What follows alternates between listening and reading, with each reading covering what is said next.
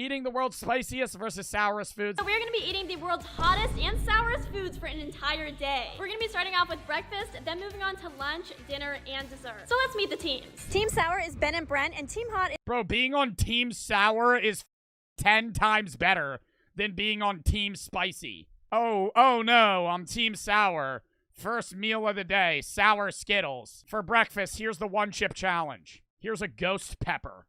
Have fun. Like, nothing, the sourest ever is nowhere near as bad as spice. Because spice lasts. And you gotta deal with that, right? Whereas sour is just like, oh my god, it's sour, spit it out, right? And then it's fine. Whereas you eat a pepper, your mouth's gonna be on fire for an hour. And of course Brent's on Team Sour, right? You know, I don't dislike Brent, but like, of course Brent's on Team Sour. He's gonna exaggerate the shit out of it. They're gonna eat Sour Patch Kids, and he's gonna go.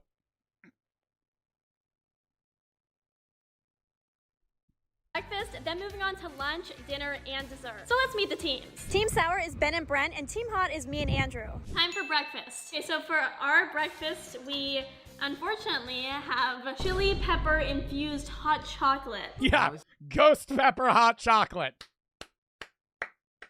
And the other team has sour Skittles. This is breakfast. This is our breakfast. This isn't pancakes and eggs. What do we have here? But there's no candy on here, so what is this? Apple cider vinegar. Lemon juice. Oh my. Lemon. Malic acid. What? Don't tell me she put that on there. She put the malic acid on top of the lemons. I don't think she did. Yes, she did. Look. So malic acid is like the stuff that actually makes sour candy sour. Okay, we're gonna try the hot chocolate. All right, cheers. I'm just spilling it. Oh my god. Oh my Bro, god. I already know everybody in this entire video is gonna have the of everything. Even the sour side. The sour and the spicy side, they're gonna have like a super sour, super spicy thing. They're gonna take a little nibble and go, ugh, and then fucking throw it out and skip to the next thing. Like, if you hand me a one-chip challenge, I'm gonna eat that whole motherfucker. You're not gonna tell me you're gonna try and eat fucking a slice of that bitch and say it's spicy. God. I mean, it kind of tastes good, but it's like so hot. Definitely the way to kick off this video. I do not like that. Cheers. Bro, that's it. She literally went like, and then moved on. Oh my god. Come on, one gulp challenge. One gulp challenge, Brent. Come on, apple cider vinegar. Swallow that shit. That sounded weird. Drink that shit up. Oh, that is so sour and gross. This tastes like lemonade, but 20 times more sour. To go with our red pepper infused hot chocolate, we have Carolina Reaper peppers, have scorpion chili peppers, and we have ghost peppers. It seems like they're eating ghost peppers for breakfast. Like, that's awful. Not gonna be good. Here's yours, and here's mine. This smells so bad. Oh my god. I swear to God, if I see a jump cut, there better be a no jump cut chewing that shit. I can smell this. This is over 1 million Scoville heat units. We gotta eat our food, Brent. 3, 2, 1. Oh! Oh my god. Dude, it's a lemon. Yeah, it has malic acid on it. I eat lemons with the rind. I've gone to multiple restaurants where I'll just eat a lemon. Like, as we're walking out, I'll just eat my lemon. Like, dude. Oh, come on! Come on! What is this, the fucking SpongeBob scene? This shit? Take the damn bite. What the fuck is this? Oh god.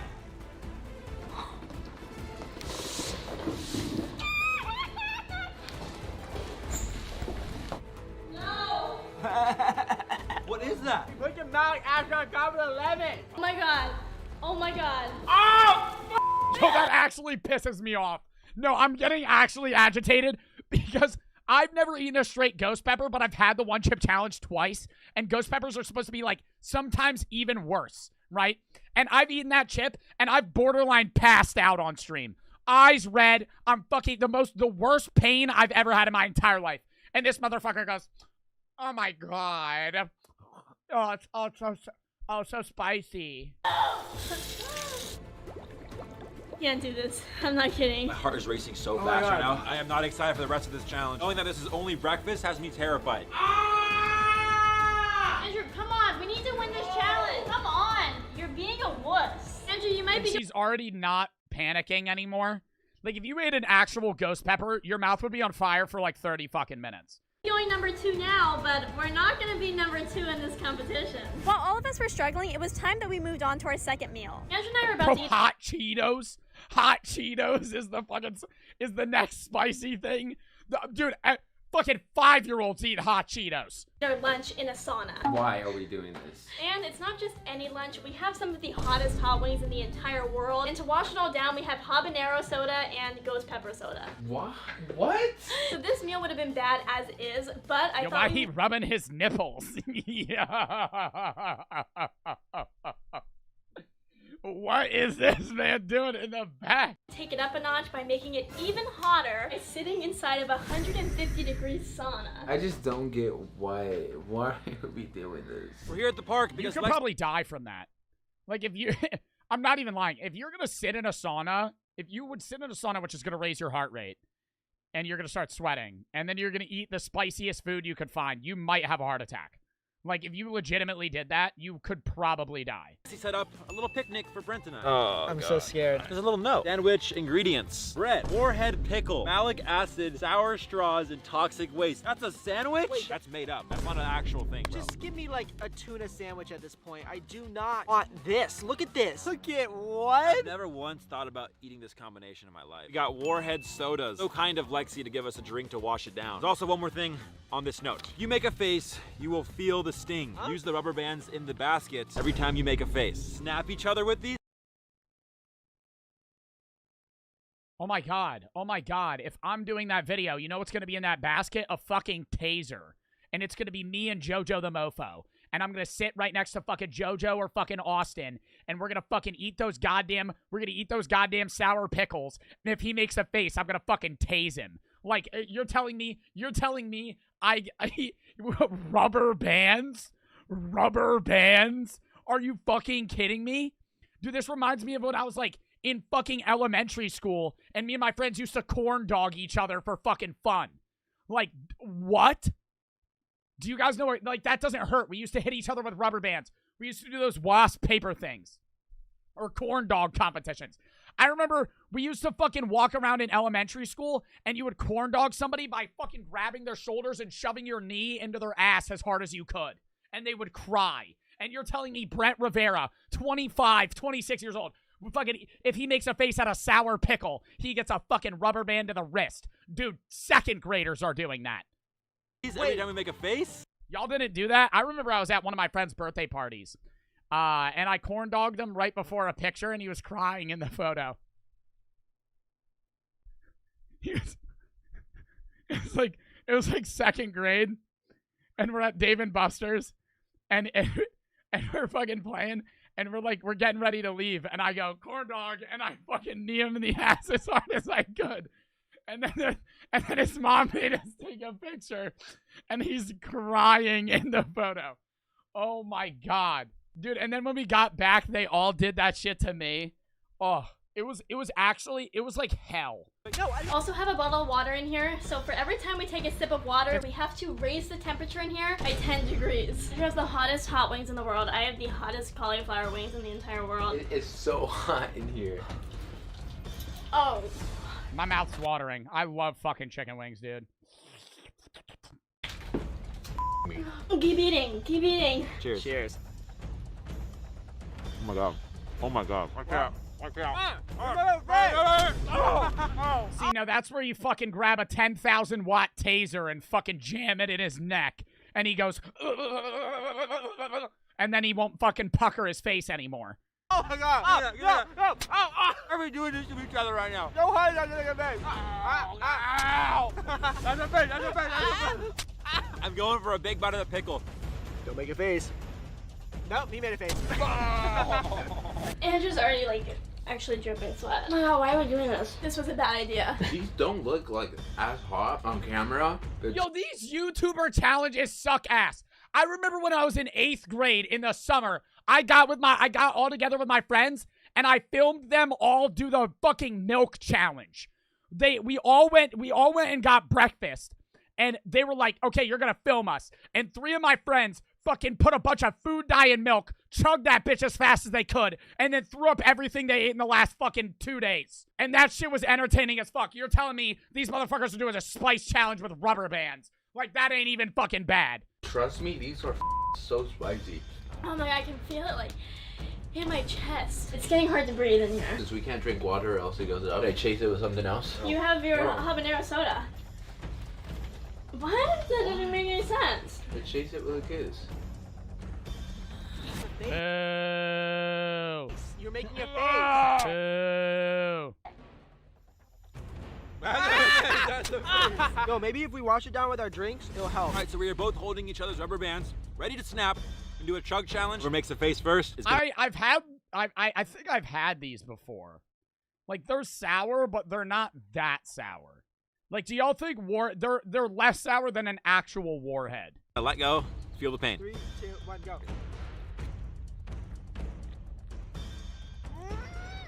Ow! Ow! Oh. That is definitely a No, face. it's not. It's not a my wrist, guys. It's so red. I can't feel my tongue. I'm gonna have no taste buds by the end of this. They are getting burnt off. I need water. I need water. You're gonna take a sip of water? Yeah. Then this whole Whoever puckers their lips the most gets killed. Like, see, add some stakes. thing gets raised 10 I degrees. need it. I need it. Okay, 160 degrees. Okay, 160 degrees. Okay, we're gonna try the ghost pepper soda. Yo, they ate like one chicken wing. Like, there's like 40 chicken wings. They ate like one. I have to drink water. All right, it's going up to 170 in here. Andrew, no! Don't drink any more water. It's so hot in here. Andrew, we can't leave until you finish your wings. How are they not sweating? I'm not trying to call bullshit. I'll sweat outside if it's fucking 70 degrees out. That's why I wear tank tops all the time, because I'm fucking dying in the heat. You're telling me it's 170 degrees, this man's just peachy clean? Not do that. Yeah, I have heartburn. Like, I actually feel like I could pass out in here. I need water. No. I need it. No, you don't. I mean, Oh my he's God. sweating a little bit. I can't do it. I can't. Oh my god. No, Andrew, don't. I have to raise it to 200 degrees now. No, no. Couldn't that kill you? Like I'm not trying to. What is a sauna normally at? What the fuck? 200 degrees. 150 to 175. 200 degrees. I would die. No. Try. Stop. God, Lexi, what why the did hell? you do that? Screw this, bro. No. Andrew and I thought this was bad, but little did we know it was about to get even worse. There's one more thing left in this meal. It's the malic acid covered candies. There's no way you're not gonna make a face with that. Oh god. Of I course. say we do- It's making my mouth water. I love those candies, bro. I I love sour food. rubber band on him. What? If he makes a face, then I do Double? both these rubber bands. Oh my Not god. the double rubber band. Chop off his pinky if he puckers. 2, 1.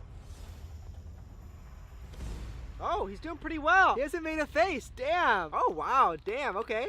Okay. I'm good. Ow! I didn't make a face! All right. Well, I just wanted to do that. That's how you know they're exaggerating it, because that would have been actually way more sour than everything else. The sour pickle was probably not that sour. After lunch, I thought it would be nice to get each team their own private chef. You guys ready for dinner? Who are you? I'm the chef. Okay. I'm gonna make you guys a nice dinner today. This is what we're thinking for dinner? Yeah, it's all my favorite ingredients. Is this usually what you cook with? Yeah, usually. Sometimes a little more, a little less. So what do we have for dinner? This is a Singapore chili crab. Kind of a spice that builds up over time, not necessarily Oh gonna my pull god, your that shit looks good as fuck though. weight at first, but then the longer you eat it, it kind of gets pretty hot. On a scale of 1 to 10, how spicy is this? I would say 10. There's about 20, 25 chilies in here. Haven't we been through enough? Please don't tell me we're making a smoothie. That's exactly what we're gonna be doing. So what do we start with? We're gonna start off pretty light with some ice here behind us in the freezer. That's not sour. I like the start of it. Yeah. Warhead's black cherry soda. Like what? Like a little bit of like a little dash, a little squirt? Whoa, whoa, whoa! Whoa! Chill! Okay, I think that should be enough. Next step, Sour Patch Kids. These are gonna be the Oh no, Sour Patch Kids. What the fuck? No, dude, the only people that think Sour Patch Kids are sour are fucking 80-year-olds. Like, those shits are, I honestly don't even think they're sour at all. sour and sweet ones. Hey, I like Sour Patch Kids. That's enough. That's enough. That's enough. That's enough. That's enough. That's enough. We're good. I'm all out. You're lucky. There you go. Wow, look at that consistency. Don't be shy. Come on. They're gonna need less liquid, something that's more binding. Might as well. Okay, so our private chef prepared us the hottest crab she could Oh, that shit looks so good. possibly make. She said there was like something like 25 peppers in here. What? Yeah, let's dig in. This is gonna get nuclear. What is that? What is that? What is that? It's the malic acid. Bro, that's enough. That's enough. Just for good measure, a little tiny. Oh my god. As Enzo was making Ben and Brent the world's sourest smoothie, me and Andrew were not having Oh, fun. it's brown. Oh my god. See, now, okay, I wouldn't want to eat that shit. That's fucking gross. That's like when I did the Valorant blender challenge. That sauce, the sauce is so spicy. That's pretty good. It gets spicy as it goes. Oh my god. I'm starting to taste the 25 peppers. She gave us a whole plate of this. What does she expect us to do with all this? All right, you guys ready to try it out? No. That looks so gross. Cheers. Wow.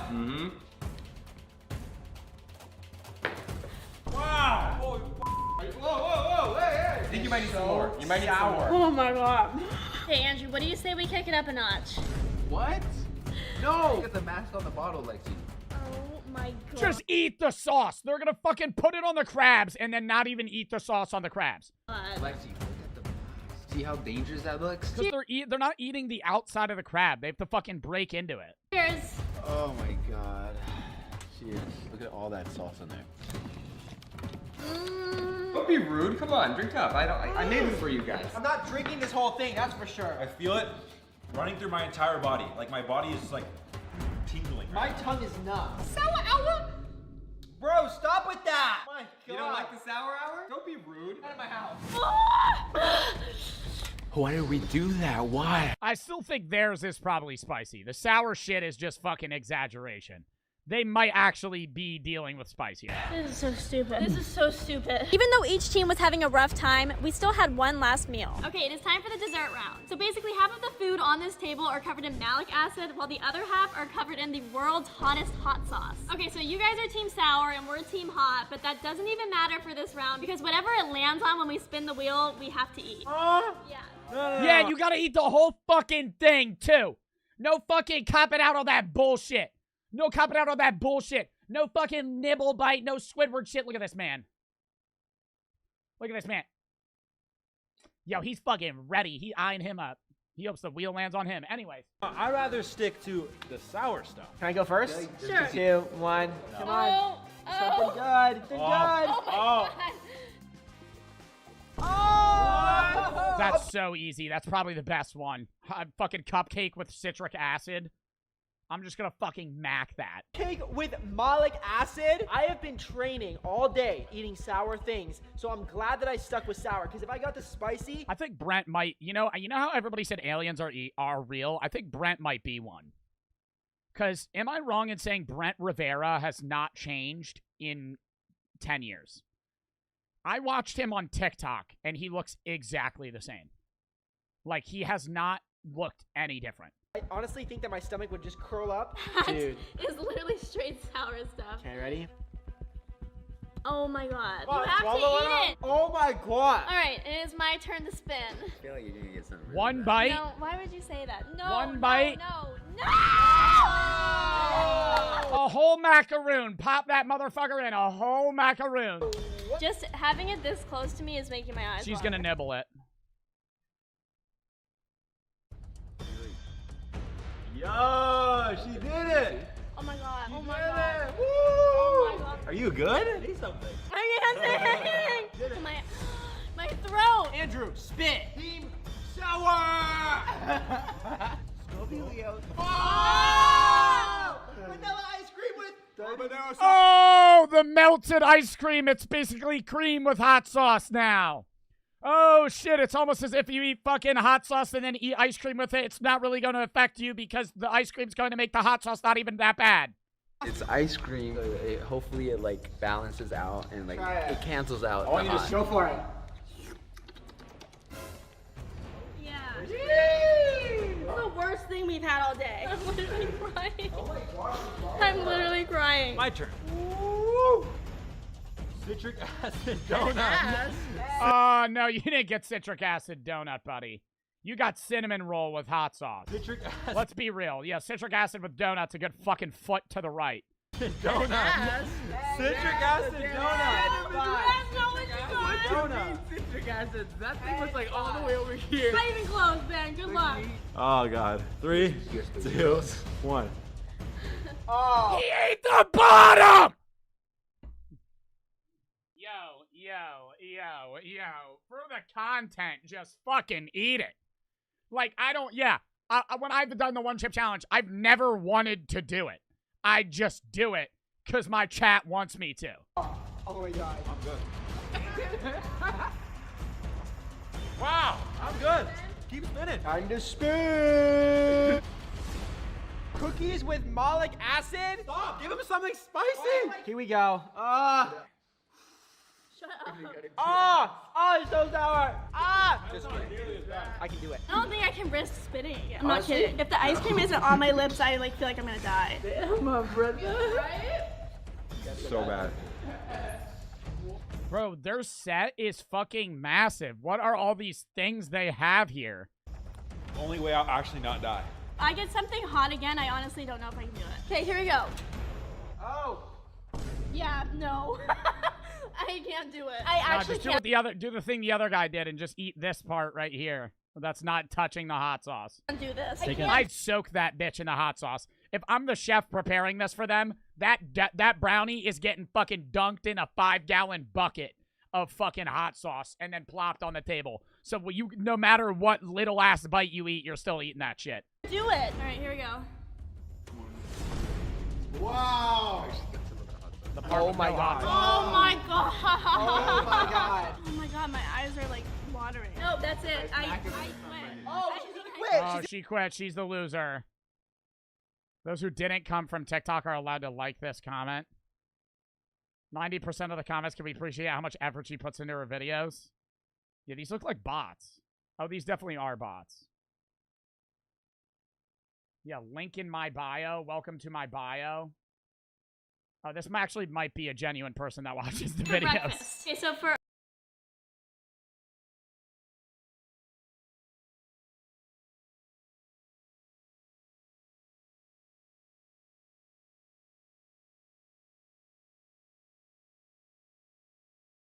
Kids living in hoarding house, Darman Studios. Yeah, you should go to the fucking Girl Scout Corporation and tell them to add a new fucking flavor. That bajillion-dollar company, dude. How do they even make money? How do the Girl Scouts make money? Obviously selling cookies, but are they like a company? Because they like make the kids.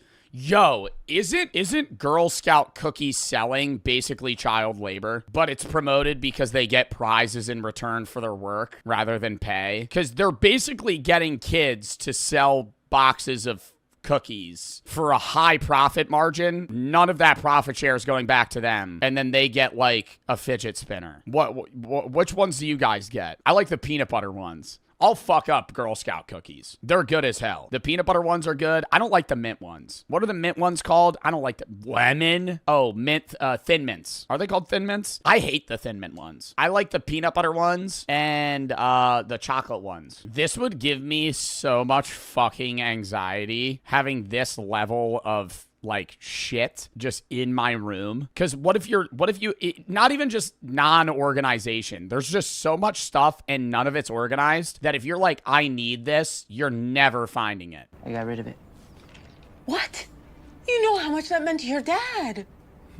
You got rid of the watch? Why didn't he get rid of all the fucking trash on the floor? What are you doing? I'm throwing away some junk mail. This isn't junk mail. This was the letter. This isn't junk mail. This is a coupon for Raymore and Flanagan. 15%. 15% off if we want to buy a new futon. Look.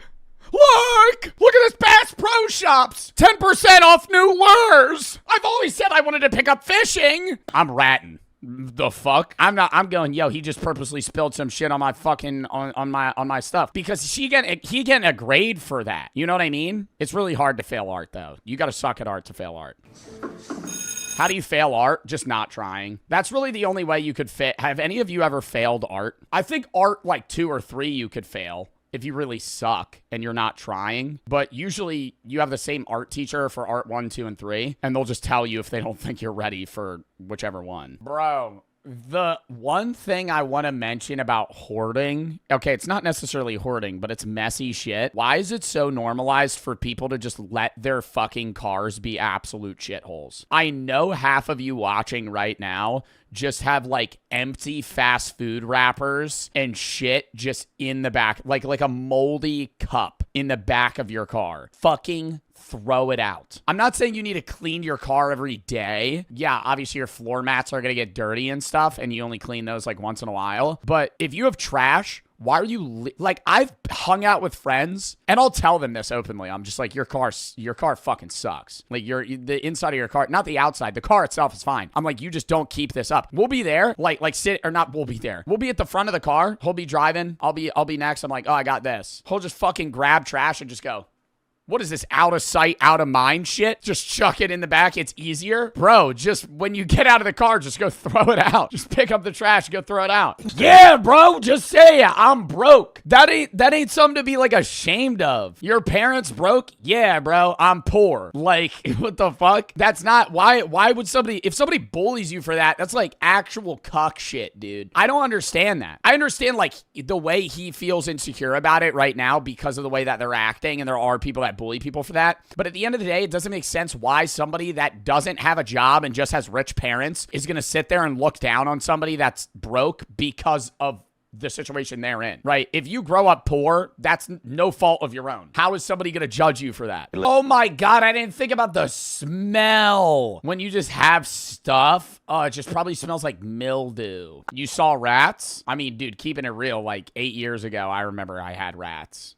And bats. But that's just because they get in. That's not like an uncommon thing. No, see, I had bats. I remember I had bats. Oh, I had bats. When I was a kid, yeah, I had bats. Did I ever tell this? There was a family of them that like lived in the rafters or whatever. And at night, they would fucking swoop in my bedroom. And I would freak out, dude. I remember being so nervous. And that's like also why I would sleep with the covers over my head when I was younger too. And it took like a week, 2 weeks to get rid of them. Because there's like fucking 30 of them. Bro, they hear you outside of the fucking doorway. You're talking through a 2-inch fucking piece of wood right now. She's standing there going, I hear the entire conversation that they're having. He's just actually getting arrested for that. That's just trespassing. I know. Look who we got.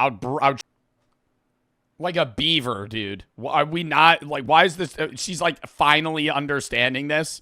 Does she have no wherewithal in this world? Like, you're seeing your kids are constantly stressed out. She just isn't recognizing that. I understand she's dealing with her own problems and mourning like her husband's death, but like you have to see this. This is like her. It's like the way she's responding is like the first time a 5-year-old sees a magic trick craft on. Unrealistic, dude. I hate every second of these videos, man. What is this 1980s movie bullying trope that we're panning into right now? Am I gonna see a dude with slicked back hair and a leather jacket come in and call him a fucking poser smoking a cigarette inside? No, if some kid busted into another kid's house at his high school, filmed the shitty living conditions he had to deal with, and then sent it to everybody in the school, no one in the school would be like, what's up, brokey? How's it like living in the slums, man? The kid that would get bullied would be the one. Oh my God, out of the ball pit? No, what a great ending to the video. What are you telling me? You want me to check out girl bullied for loving K-pop music too much? Make sure to check out this next video about school bullying. I'm sure it's gonna inspire you. Yeah, I really got inspired in that video. Chat, what did that inspire you to do? Become an artist? Draw paintings? Video idea, kid gets LeBron James basketball ability from wearing his shoes. One person's trash is another person's treasure. Haven't heard that quote for quite a while. I agree with it. People could use other things to their advantage in different ways, as it shows in this video. There were special items that people keep in honor of a memory and re-embrace for the loved one. You can expect somebody to understand if you don't understand them. Very inspirational. Is this a bot? Wow, this video made me feel like I was in a literal movie theater. Thanks, Dar. Yeah, I just felt like I was watching a $400 million budget Marvel movie there.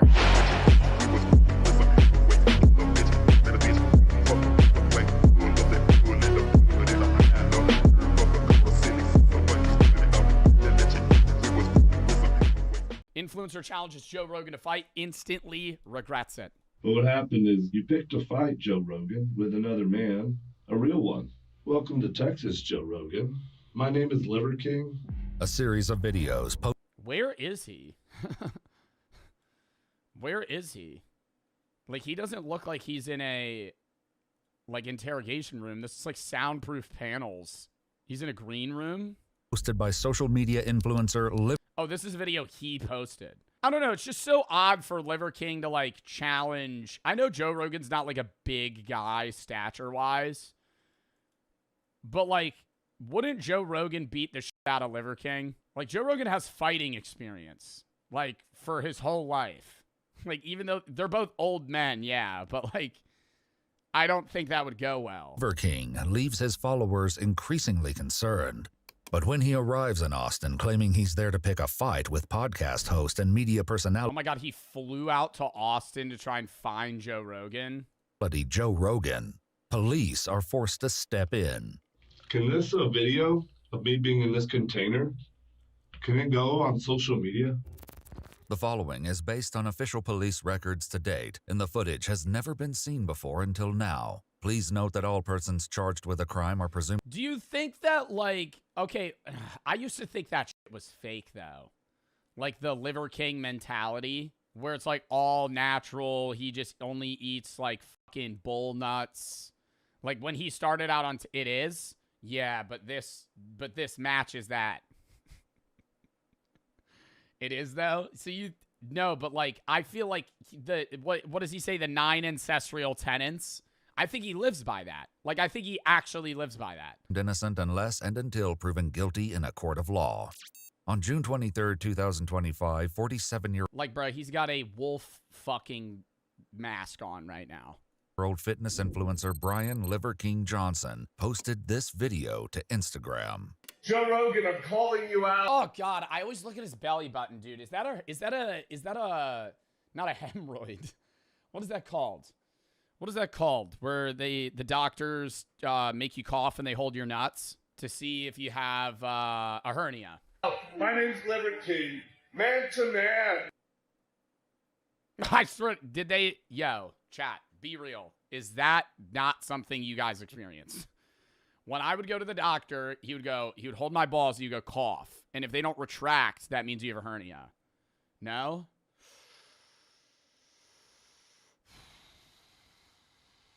Dead ass? Bro, he would nut, and he would like, okay, so. Oh my God. Nah, dude, I gotta look this up. Is it normal? My doctor held my balls and made me cough to see if I had a hernia. Yes, this is completely normal. Thank you. The turn your head and cough test is a standard physical exam by a doctor to check if you have an inguinal hernia. You. I have zero training in jiu-jitsu. AI overview? Yeah, it was an AI overview. What do you want me to start reading articles about that shit? You're a black belt. All right, rewind. I'm picking a fight with you. I have zero training in jiu-jitsu. You're a black belt. You should dismantle me, but I'm picking a fight with you. The next day, Brian posted another video revealing that he'd arrived in Austin, Texas. Why? Like, what made him... Did, like, Joe Rogan say something about Liver King that pissed him off? The home of Joe Rogan's podcast studio. Just pulling up to the capital of Texas. What's the capital of Texas? Is the capital of Texas Austin? I actually don't know. Capital of Texas. Houston. It's Houston. Guess what? You're Officers with death threat. The Austin Police Department locate Brian at a hotel and move in to arrest him on a misdemeanor warrant. Hoping to avoid negative publicity through an altercation with a high-profile influencer, they move through the hotel covertly without their uniforms and speak with him directly. Brian agrees to go with the officers, first taking a moment to say a prayer with his team. So this is what matters. Nothing that doesn't. This is what matters. To be profitable with time. Bridge the gap, the delta of perfect into good life. Bro, I actually think he has like psychosis. Like because this doesn't even sound like a prayer. No, and he's like had this problem, and I don't know, man. I worry for like his kids. That's walking with the light. That's God's time. That's your time. I ask that you protect us while that's walking your light path. We're gonna go down this way. Everything is the truth. Nothing is a lie. You should be recording everything, and you should have Cam and Lodi, and then you and Justin are taking turns to live stream it and/or make sure that you just post everything you can as soon as you can. Okay, because it's today, and that's the truth. They escort Brian outside and check him for weapons, but allow him to keep his cell phone. Set all the way back. Bro, but what is he wearing? Like, this isn't like a bullet. What is this vest? Handcuffs. Oh, yeah, you just, hold on, let me figure that out real quick. Hold on, 1 second. I'm mobile, bro. I can do, okay, that'll work. How do you feel with that? That's fine.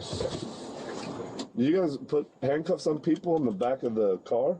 Yeah, everyone's got to go in handcuffs. Inside the car, though? How come? Department of policy. Yeah. Because it seems pretty protected. Okay. Right, thanks, excellent. Okay. What day is it? Today's Monday? Monday or Tuesday? Today's Tuesday. Do you think I remember there was something about like Liver King taking drugs or like I know he was on steroids and I think he got off steroids and he like shrunk significantly and then built back up. But like, oh my! I don't know. I got it. It's Tuesday. Oh, I'm supposed to have all my meetings today. You know, every day is someone else's day, and today, Tuesday's the day that I transact with the outside world. And yeah, I'm just thinking, I hope that somebody on my behalf will share that I'm not transacting now with the outside world today. He talks like a wise character in like Star Wars that doesn't really make sense. You know what I mean? Like he says things and they sound wise, but I'm like, I have no idea what you're saying. Like everybody has a day they transact with people outside, and my day is Tuesday. Okay, so you have meetings on Tuesdays. Where are you from originally? The Dark Ether. The Nether Realm. Puerto Rico. Was he really? Oh, really? Naval base. And my wife is from Poland. I'm telling people now, from now on, I'm from Poland, actually, because we went to every base, you know. Yeah. So where are you really from? You know what? I'm from the friendliest state in the world, the best country in the world. It's called Texas. You know what Texas means, bro? What does it mean? Do you know? No. It actually is like Spanish. Tejas is Spanish for friendly. Yeah, Texas is pretty friendly.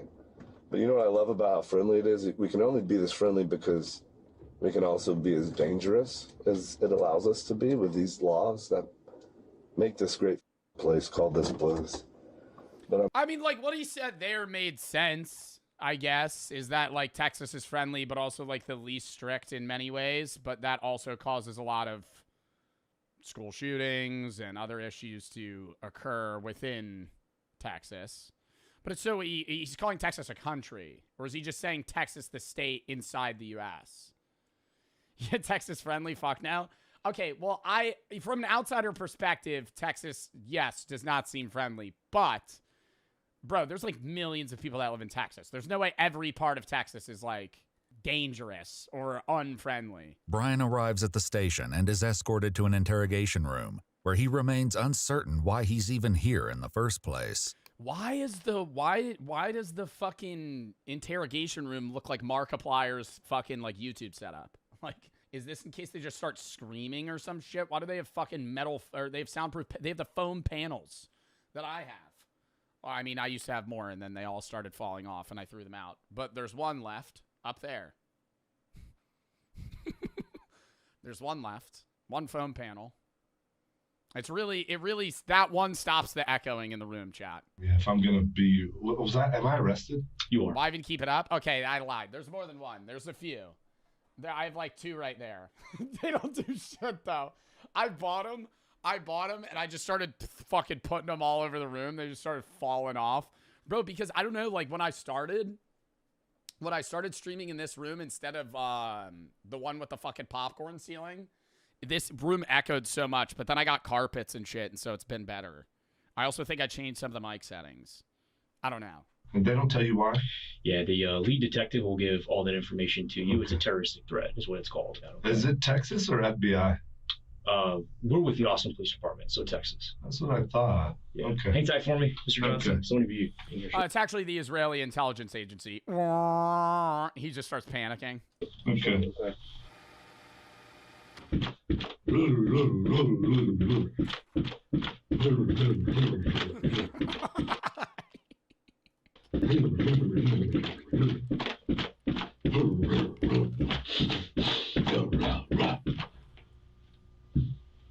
Wow. No, I didn't see that one coming, but it came. And it's awesome. I'll take that for $1. According to police records, Brian posted another video in which he was seen carrying a medieval axe, as well as a black box with a Joe Rogan Experience sticker on the top. Though he was secretive about the box's contents, investigators... Do you think, though, if the police didn't step in, he actually would have tried to hurt Joe Rogan? Like, that's where I can't tell where the bit ends and he begins, is my issue. Like, I don't know. would later find out what was inside. A terrorist threat. Wow. I didn't know terroristic. They didn't have to tell you here. In the state of Texas, they don't have to tell you. They can just arrest you. I don't know how you get out of this box. How long do you spend in the box? Do they tell you how long you spend in the box? Ew, why is he blowing his nose into... Can this video of me being in this container, can it go on social media? The detective finally arrives, but his attempt at an introduction is quickly shut down. I don't know if you have any involvement with law enforcement. I just kind of want to tell you about myself. If you don't mind, I'm going to skip all that. I don't want to know about you. You want to know about me. And so let's skip everything about you, and whatever you want to know about me or the situation, let's elucidate that as fast as possible. Okay. That's actually valid, though. I'm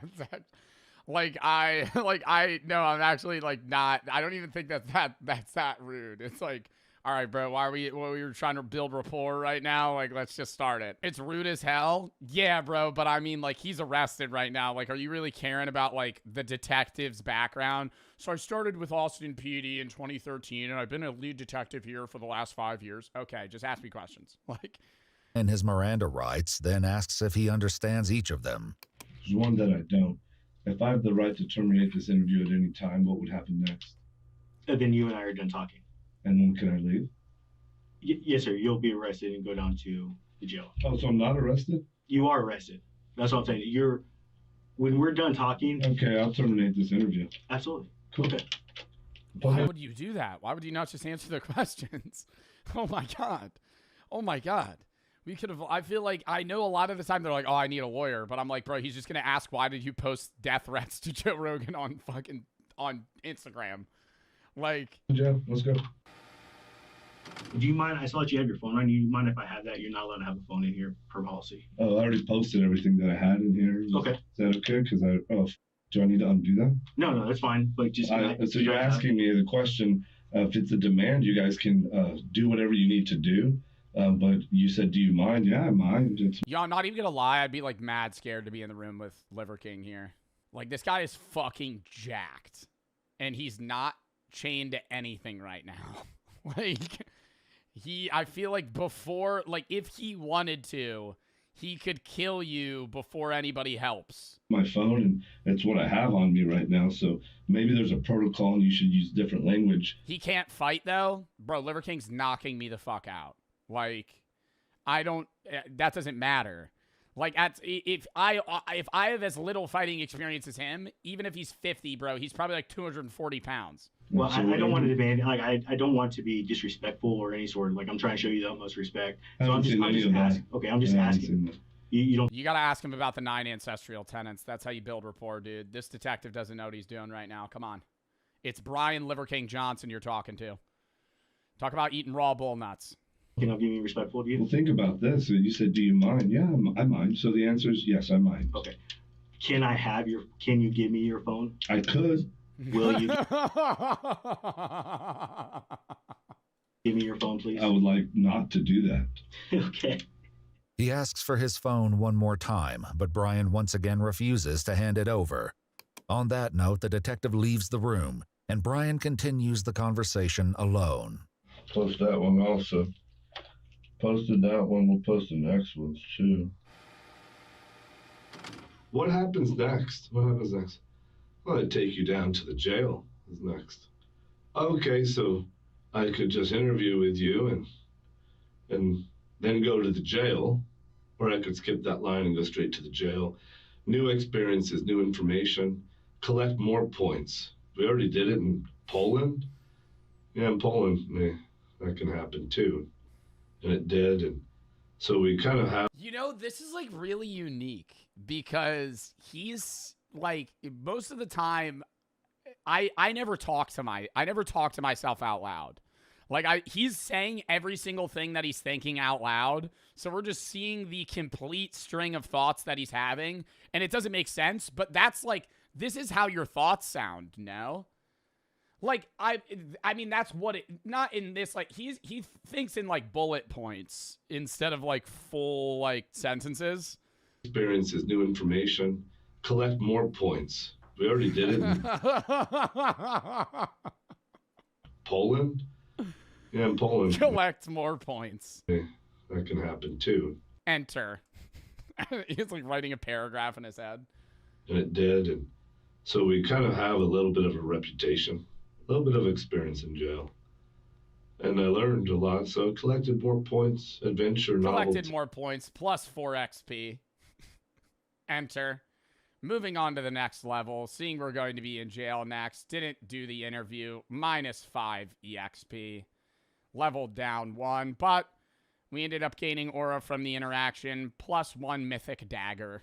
The evolutionary hunter, that's what you do. You go out to do adventure, accept the risk.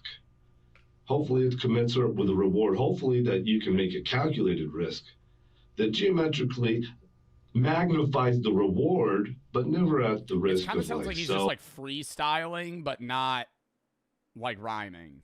Really, unless the reward is worth it. According to police records, an officer with the Violent Crimes Task Force spoke with Brian's executive protection employee, Justin. When asked about the contents of the black box donning the Joe Rogan podcast sticker, Justin claimed it held 2 custom-made staccato pistols that were meant to be gifts for Joe Rogan. Oh. Wait, so he didn't want to hurt Joe Rogan? I asked Justin with the contents of the black box Joe Rogan podcast sticker. There are 2 custom-made staccato pistols that are meant to be gifts. Isn't it a lot hard? I mean, I don't know the laws in Texas. You can't just gift someone a gun. Especially pistols, because pistol licenses are separate, usually. Yeah, you can. Yeah, but I'm saying it's not, I'm saying there has to be paperwork involved, so there's a paper trail on who owns the gun. Even in Texas, I doubt you're probably able to just go, here. These are yours now. Like, somebody needs to know. So to know your high swords, your 4 of them, decision-making matrix. 2-way doors. Bro, I need a fucking haircut, dude. Yeah, you're chopped. Okay. Fire, aim. 1-way doors. Spend some time to aim. Maybe aim, fire, depending on how one-way it is. And then 1-way. Let's go to jail for a little bit. I've already done that, but maybe I'll learn something new in the process. We'll collect some more points and do some squats. Not real squats, like the ones that you kind of do, like the pistol variety. The ones that count. A lunge. Oh, you probably won't get his attention, even, you know.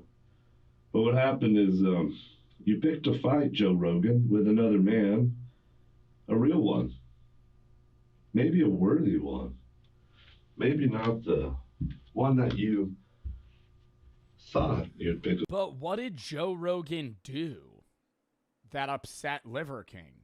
Like, we're not getting that. It just kind of started, like, what happened? Fight with, and so now there's real consequences. And then you'll just make this one stronger in jail. For how long will I be here, do you think? What law did I break? Which law did I break? Whoa, Joe Rogan, you compromised something big. It's the state of Texas. You allowed this to be happening. You wanted it to happen. I also, side note, don't like that his watch is on his right wrist, unless this is somehow inverted. Records state that officers... Well, you got left wrist watch. Left wrist watch. Always a left wrist. Just be weird. Spoke with Joe Rogan himself, who was made aware of the threats by his own security. Oh, he has 2 watches. Okay. Or, never mind. Never mind, I'll shut the fuck up. He has a watch on both wrists. Security team. Joe Rogan claimed he'd never had any sort of contact with Brian and was unaware of why he would be targeting him. Joe Rogan said he had never had any sort of contact. He's unaware. See, that's what I'm saying. So he never even said anything to Liver King. See, Joe Rogan said he feels that Brian Johnson appears to be significantly unstable and he needs help. No, actually, yeah. He went on to say that he feels that Brian appears to be, quote, significantly unstable and seems like he needs help. Joe Rogan went on to say that he has been told that Brian has a significant drug issue. That's what I'm saying. Like when his eyes look so dilated, or not dilated, constricted. Like he's on like high grade stimulants. That's kind of cool, right? You're arrested by the Violent Crimes Division. You know what's not cool is to be called a terrorist. That's not cool. A terroristic threat. That's not cool when your home is Texas. And then the person that's hoping to put you there is not from Texas. He's not. He's from California, y'all. Yeah, you know what we do from outsiders? Like Pace Picante style. Oh my God, who gives a shit if you were born in Texas or not, bro? Oh my God. Get a rope. Not a threat. That's the commercial. And that's in principle. That's what Texans do. We honor that. You're saying you're going to hang Joe Rogan? That kind of friendly. Welcome to Texas, Joe Rogan. My name is Liver King. Who do I want to fight? Who am I picking a fight with? Joe Rogan. What week is it? Rogan versus Liver King week. You know what's wild, too, is that Liver King is, like, unfathomably rich. Like, Joe Rogan probably has more money, but Liver King is, like, he's not like just like a TikTok influencer. Like his supplement company sells millions in revenue, like often. I'm pretty sure somebody had the stats just on Amazon. I don't remember what it was, but he's made a lot of money. The week is the same as the password for the free Wi-Fi. How do you defend this in court? Well, he hires a crazy lawyer. Or not a crazy lawyer. He hires a really expensive lawyer, so like crazy meaning like good. And then they probably say that he's not in the right headspace and he didn't actually mean any threats and he was just trying to give a gift to Joe Rogan and this was all publicity for a stunt of sorts. If I had to guess. I'm not, obviously 100% on that. It's you, Joe Rogan, with a thank you mark. Many of Brian's followers expressed their concerns with his mental state after he posted the following video. Because I'm here all week. I don't know if you heard. Rogan versus Liver King. Period. C-O-M. What's C-O-M? All week. This week. It started on Monday. It's going to go through at least Friday. It may go over the weekend, but no longer. You saying .com? Other than that, I'm going to record a lot of videos this week. And then I'm not going to record any for a long time. I just don't know why he doesn't retire. Because, I think it's different when you're somebody that's younger in the social space where it's like, okay, this is your job. This is what you want to do. But it's like, he's 55 with kids. He made millions of dollars. Why not just, disappear from the public eye and, live off the stacks? Brian takes out his phone and plays what appears to be a recording of himself, captured just moments ago in the interrogation room. He listens as he waits for officers to collect him.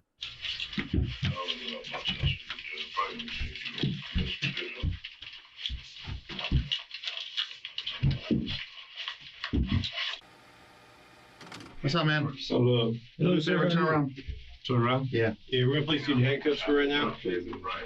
Yeah, no, you're good. You're good. Don't worry about it. Appreciate you. Where's your I your mean, phone at, sir? he is being very compliant with the officers. In my pocket. The phone continues So I think that's also where they're gonna point at, is like, hey, he's not trying to be aggressive. to play on the table as they remove the remainder of his property. He's then transported to the local jail. Would it be funny if I told you I had another phone on me? Ooh, Brad. That would be a little funny, you know, because they're supposed to take a bunch of stuff from you the first time. Yeah. And then they leave a lot of stuff. And then sometimes that happens again. That would be funny, right? It might be a little funny, yeah. Brian, I don't know all your backstory. Where are you from? If you don't mind, I'm not going to be as friendly as I normally am. Really up to you. Yeah. The following day, Brian posted a $20,000 bond and was released from jail. As a condition of his release, he was ordered to have no contact with the victim or his family and to wear a GPS monitor. The next morning, Brian posted a new video to Instagram, suggesting he still had... No, it kind of looks like he has a concussion, no? Like, you see how one of his eyes is so much more dilated than the other? Like, what is that a genetic thing, or... his future plans involving Joe. Like, look at that. Rogan. That's a condition? If What is that? anybody knows where Seth Rogen's, the other version of him that rhymes with blow, if anyone knows where its family's going to be today. Oh, dude. Oh, my God. Right after you post bond, you're asking where the family lives? Yeah, now he's going to get thrown in prison, dude. If you could let my team know so that we can stay within 200 yards, not close to them, to stay away from them. And he's, like, shaking. Oh, please, actually, I redact that. Don't do anything to their family. If anyone who's... Why is he even... Just delete... He's, like, recording this, and then he posts it. Just fucking delete it. Why? What? He's recording it, and before he posts it, he goes, redact that. Just, you didn't post the video yet. Just fucking, just remove the video. Around us can alert us that there might be... Oh, he's got to be on something here. Anyone with the last name Rogan around, then I'll happily go the other 200 yards. This thing will help me make... Oh. You know how good that feels on the ankle? And then we're going to go to the Capitol. At 7 p.m. every day, we'll be at the Capitol where they make laws. Rogan versus Liver King. I'm picking a fight. According to court documents, 47-year-old Brian Liver King Johnson was charged with terroristic threat causing fear of imminent serious bodily injury. His case was dismissed in November of 2025, following the completion of required counseling classes. Get less restricted content and an unfiltered... Bro. And that was a year ago, so, like, what's happening now? He looks like he spent 26 years in Jumanji. He's just the rich and famous version of every insane homeless person I've ever seen. Dude has no internal monologue, only an external one. That's what I was saying. Oh, my God. He's very clearly unwell. Yeah, dude, he was, like, crawling on his knuckles in the fucking interrogation room. Jesus. Next video.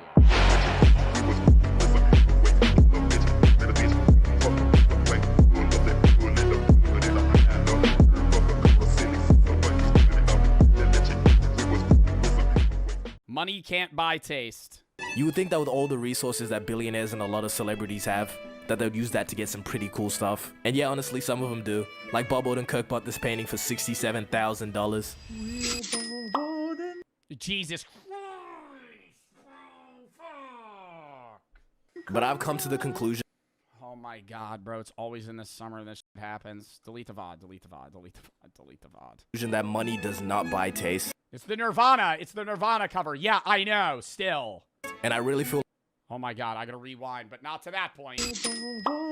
But I've come to the conclusion that money does not buy taste. And I really feel like these Fortune 500 CEOs aren't using their millions and billions correctly. Because explain to me where you're... Bro, it's not even the Fortune 500. Okay, I will say, I hate the... I hate the shit where, like, billionaires live frugally, and they're like, how respectful. You know, he understands the value of money. He's driving a $30,000 sedan. Bitch, you are worth $3 billion Buy a Bugatti. Fuck. Like, you're just hoarding money. It's like beyond greed. It's like you're taking money out of the circulation of the economy and just fucking like holding on to that shit. Like, fucking buy stuff. I hate when old people do that, bro. How are you 75 on death's doorstep, sitting on $80 million and you refuse to spend it? You're a jackass. Oh my God. That annoys the fuck out of me. Beyond that, I feel like the money taste shit, it's not usually billionaires. It's Hollywood motherfuckers. People that are in the spotlight. They have $500 million, $1 billion.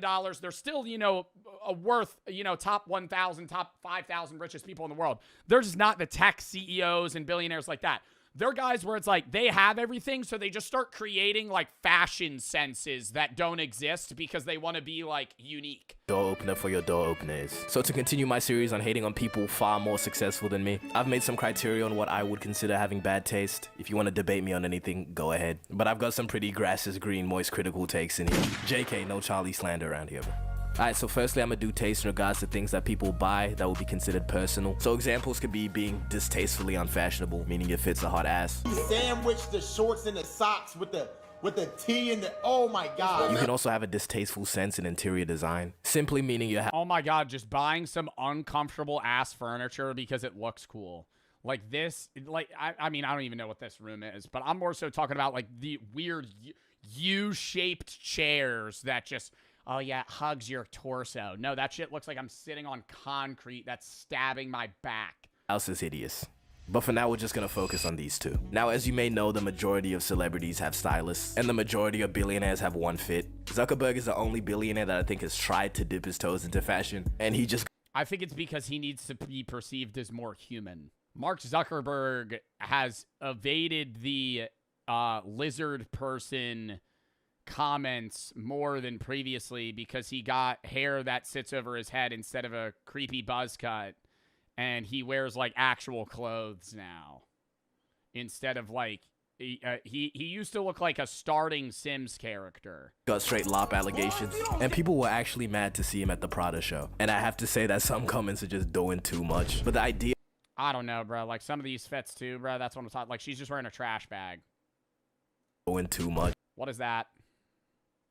But the idea of having a stylist, you could technically say that's buying taste. But no, you're just buying the illusion of having taste. But sometimes people's visions are so lost and so whack that they end up hiring somebody that puts them in bad outfits. Oh, but you can't say bad outfits. Fashion is subjective. I have never seen a good Westbrook fit. But I think a fair judgment of somebody's taste will be the clothes that they choose to create. But I'm gonna stay clear of YouTube merch, okay? And any merch that's just clearly a... Okay, bro. YouTuber merch, bro. Yo, you got, like, I think I've worked on my YouTuber merch, bro. It don't look that bad anymore. It don't look that bad anymore. I feel like my YouTuber merch is pretty chill. Subjective. I have never seen a good Westbrook fit. But I think a fair judgment of somebody's taste will be the clothes that they choose to create. But I'm gonna stay clear of YouTube merch, okay? And any merch that's just clearly a cash grab. Cause one... I don't think my shit's a cash grab. On God. I feel like I have some cool fits. Yo, chat. We're cooking. We're cooking. I'm coming out with muscle tees, baby tees. We're going to be, you know, coming out with some cool fucking fits, dude. Bomber jacket. My God, man. It's not even just going to be like sweatshirts anymore. Two, the only people that buy this kind of merch are children, jesters, or people who are too supportive for their own good. And I really don't think I can take someone wearing Beast merch seriously. Why? Okay, but who is wearing Mr. Beast merch? Is Mr. Beast merch better than most actual clothing brands? Is it now? But when I think rich nigga bad swag, fucking municipal. All this designer got me drip. Bro, this shit is... All this designer got me drip. Mark Wahlberg promoting the paid prayer app. Yo, bless up everybody. Stay prayed up. Use the Stay Prayed Up app. Sponsored by church. Because it's just objectively a bad design. Even just the name municipal. It means something that's related to a town or government. Where could he possibly have got that name? He could only have gotten that idea from Benjamin Netanyahu. That's it. If you're unironically buying municipal, let it be known Mark Wahlberg stones black people. And 2 Vietnamese men. How does this nigga have a career? Yeah, he did curb stomp a Vietnamese man in New York. And you know, I'm all for second chances. But when he dropped this Irish spring green hoodie with municipal curved across the chest, I lost faith in his redemption. Oh, God!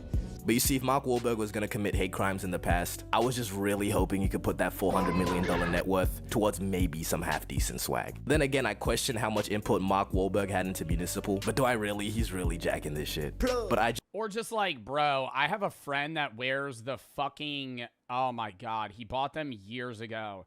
Those fuck-ass Kanye shoes that look like socks, but they're like shoes and socks at the same time. And he like hypes them up, and I'm going, dude, these are just fucking boof, man. You look like a dork. The Yeezy, no, not Yeezys, but what are they called? Yeah, Yeezy Pods, bro.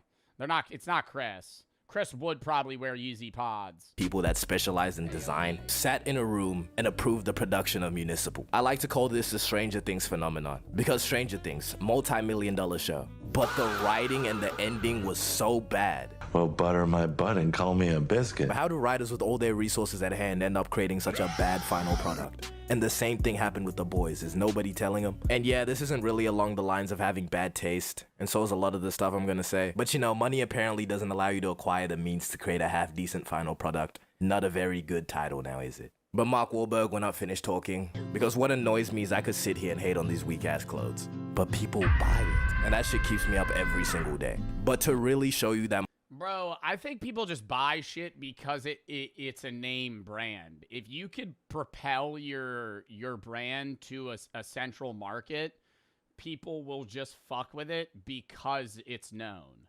Like, that is just any product in general is like, I don't want to say it's like people are sheep, but like people like things that are widely accepted. And if something is known, then it's cool or okay at least. And so it's not a risk to step out of that fashion boundary. Or even in the sense of like any product for that matter. Like Terramana Tequila is the worst tequila ever. Dwayne Johnson's Terramana Tequila is dog ass. It is fucking horrible. Yet it sells a lot. Because it's a known tequila. It's in stores. It's not that expensive. People like it. It burns. I like it. Bro, you don't understand tequila. I'll glaze George Clooney's fucking Casamigos any day of the fucking week. Terramana Tequila tastes like I am drinking horse fucking urine. money can't buy taste. Every year, the most influential and famous people gather in one place. Minus Deji, of course, but they gather to go fit for fit. What? Deji, of course, but they gather to go fit for fit. And of course, I'm talking about the Met Gala. Now, a lot of the looks you see from the Met Gala is what is considered high fashion. It must be called... But it's high... I don't understand high fashion. I think that's what it is. Like, I try to appreciate all art forms. And this is like... I know I make good money, right? So I'm not going to sit here and criticize rich people in this... Like, these people are far more rich than me. But it's like, I can't sit here and get behind, like, somebody worth $600 million showing me some dumbass outfit they came up with. And me being like, oh, yeah, I just don't understand. Must have been a high to put this. But you're not going to see anybody walking around like this IRL.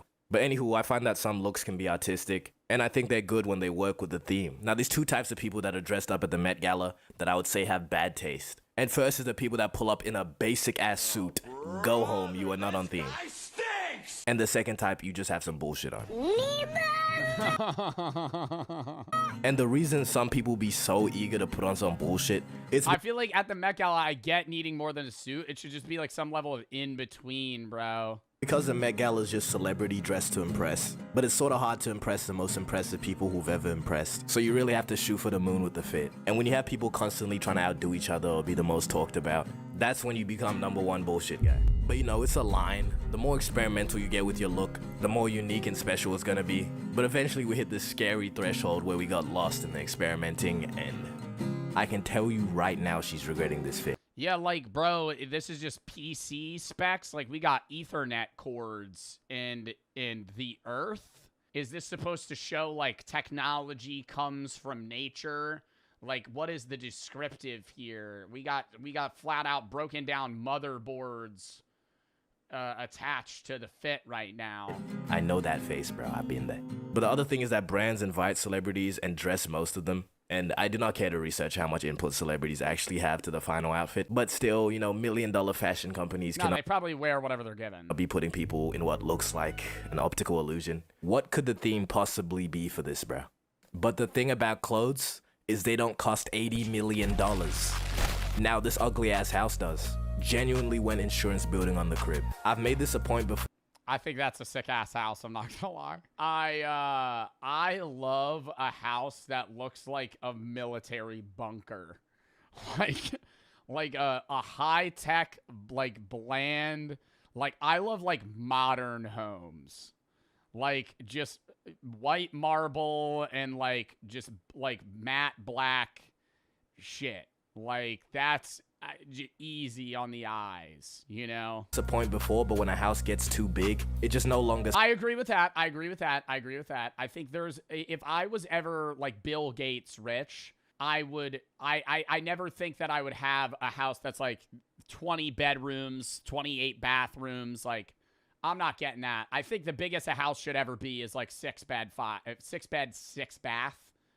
Like, and even then, that's just, you're not going to walk into most rooms. You see these guys, they have, like, fucking homes the size of hotel, like, full hotels. It's like you haven't even walked in some of the rooms in your own house, and you've owned it for 6 years. Serves the purpose of a house. So honestly, I find having a house that's too big distasteful. And no, I'm not spiteful because I can't afford it. Because look, we have this $80 million travesty. At the price point of even a tenth of that. That's the Core Boys house. I think the Core house is big, but it's like there's also, you know, like fucking 8 people living there. So I kind of get it to a degree. Like there's certain homes that are even larger than that. Pushing how much a house should ever cost. And not to mention this house is in Missouri. Do people live in Missouri? I'm not American, so correct me if I'm wrong, but I'm pretty sure if you don't live in New York, California, Florida, or Nebraska, you're just not on Earth, bro. But I guess if you have the money to create this hideous, hideous house, go ahead with it instead of doing literally anything else. Do you have any idea what you could do with $80 million? You see what I'm seeing, right? But let's actually take a good look at this place. Now, this place is called Evergreen Crystal Palace. You mean Evergreen Crystal Shopping Mall, nigga. Fuck you mean. But for some reason, they went reflective on every single surface. Yeah, I didn't really notice that off rip. I thought it was kind of blue. Everything's glass. Of this house. Imagine seeing this that sucks. From a distance, sun just piercing your retinas. Now this house is on top of this hill, which is pretty cool, but also really annoying. You really can't get anywhere without a boat or an air vehicle. I mean, it does have a helipad. I guess that's how rich niggas move. But first impressions of the interior. I am never stepping foot in a helicopter, brother. Never getting on a heli. Looks like a hotel lobby. Furniture is hideous. 2-packs. Yeah, that's the thing too about these houses that are this large is they're not homey. Like, having a big house is fine, and having it modern look is fine, but, like, we ain't got no carpet, and the couch is just in the middle of the fucking room. Couches should, most of the time, be pressed against a wall, in a corner, in some sort of cozy vibe. You know, this shit looks terrible. I'm walking in, I feel like I am dead-ass at a Holiday Inn hotel lobby. I do not feel like I'm in a living room. I hate it so much. And then on top of that, bro, you this rich, and you just got, like, this is a lounging area. We ain't got no TV. Never understand that shit, too. Rich people, $80 million. Brother, buy a flat screen. Put a TV in every fucking room. What the hell are we doing? Oh, well, it's supposed to facilitate conversation. Yeah, because I'm really about to sit down in this ugly-ass wicker chair and have a conversation while I'm being blocked by a 3-foot fauna that's sitting in front of my face. Much. I hate it.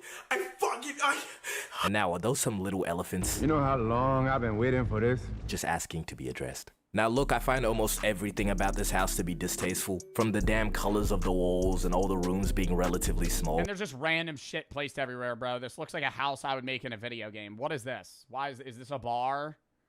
Why is this just on the corner? It's just not near anything. Like, you gotta have a setup, bro. Like, if you're gonna have a bar or something like that, you gotta have, like, you know, loungers where you could have people, like, relax and not feel like I'm, like, spaced out. Like, everything's too separate. Instead of having bigger rooms, which maybe get rid of the gun range for a better kitchen than this. Also, the little elephant room, that can go. This is the kitchen? I don't know what purpose that was serving. A large fire in the general vicinity of this house would be nice. But have you seen all the Dr. Seuss houses? There's all these novelty houses which exist to be absurd, so I'm not even going to be mad about that. But then there's this $30 million mansion that was just bastardized. Now, I've been waiting to use that word And, like, what is this, bro? Hold up. You're telling me you have a gathering of people. This couch is 20 feet away from this couch. I'm going to sit here and I'm going to talk to a motherfucker that's on the other side. Oh my God. Hey, yeah, so, I don't know. I'm fucking talking loud as hell. Like, people, I don't understand how you're paying somebody this amount of money to create this house. It's like, you don't understand. Have you ever talked to a person? Have you ever sat in a room with somebody and been like, yeah, this is a good setup. This is horrible. And then it's like, okay, I'm going to put my drink here. Every time I want it, I have to stand up. Okay, there's coasters. Awesome. I put my drink here. Oh, I want to grab my drink? Yeah, let me get up, walk fucking 4 feet, pick up my drink, and sit back down. Bastardized. Now, I've been waiting to use that word bastardized for a minute now. But from the outside of this house, it doesn't look amazing, but honestly, the inside makes it look like a shirtless Marlin. Now, this house is described as maximalist, which looks like the confetti flavor. Confetti cake flavor is this house. Now, this house is described as sherbet ice cream. Maximalist, which let me just say, maximalism does not work in a mega mansion. It works in a 1x1 New York City apartment, yes. But that's because like that looks good, bro. Does not work in a mega mansion. Wait. It works in a 1x1 New York City. That looks good. Like this has a lot going on, but like I could post up on this fucking like chair here. It is it's a little, but it's like the wood accents, the warm feeling. Like, this looks like a room you'd, like, smoke a cigar in and, like, you know, yeah, he's, like, reading a magazine, sure. The apartment, yes. But that's because things aren't there for the sole purpose of taking up... How American of you. My name's Booby Kid 322. Space. That's all the space they got. So much money put into this house for this final product. It's like even if the person who designed this thinks it's cool, you invite people over and this is your crib, they're gonna think you're insane. And for almost the first time ever, I don't appreciate how people aren't being negative enough in the comments. Just let me read some of these comments for you. Not 100% my style, but way more interesting than all those white and gray houses you normally see. Are we talking about the same houses? Okay, I think she's referring to contemporary houses, which... Oh, yeah. Love that. I love that. I think this look, because it's the outside, I'm like, okay, this is cool. And then all that matters is the inside's cozy. The inside's cozy, bro. The reason I fuck with this is because I think I've gotten so in my head about like you know, in like Texas, like outside of Austin, how they have like these neighborhoods full of like 600 houses that are all copy and pasted. It's like the same house over and over and over and over and over and over and over again. They maybe invert it so it's like flipped, but it's like you could break into your neighbor's house and know where shit is. Like you walk in, you go, the bathroom's around the corner, right? Like that, I don't fuck with that, right? I like this because it's like, this is more unique. I would say yes, this is very, very soulless. What? I love this. I actually love this. It's like a GTA house. I think that's why. Like, this is a GTA house. So in my head, I go, this is sick. And it's like, it appeals to my very organized brain. Is that, like, I'm a very organized person in terms of, like, scheduling and all this other shit. Like, this looks like a very easy lawn to mow. I know where everything is. It's very simple. But this is the argument multiple people are using in the comment section to justify You're autistic. I've never been tested, but I don't think I'm autistic. I just like how organized that is. This house. More comments. The owners of this seem like they'll be fun people to know. Yeah, it'll be fun to know how they lost their minds. Love it, especially compared to the gray and white modern houses. Alright, so they have to be deleting comments, right? Because I refuse to believe this is the majority of takes. If the fellow common man thinks like this, maybe it was never about the money. I'ma hope for a slight... It's just boring and sad. Bro, what's like a cool, like, hold up. I gotta look up like an ideal home. Okay, like this. I literally just looked up cool homes. This is like too big. But like, I fuck with this. Like, this is awesome.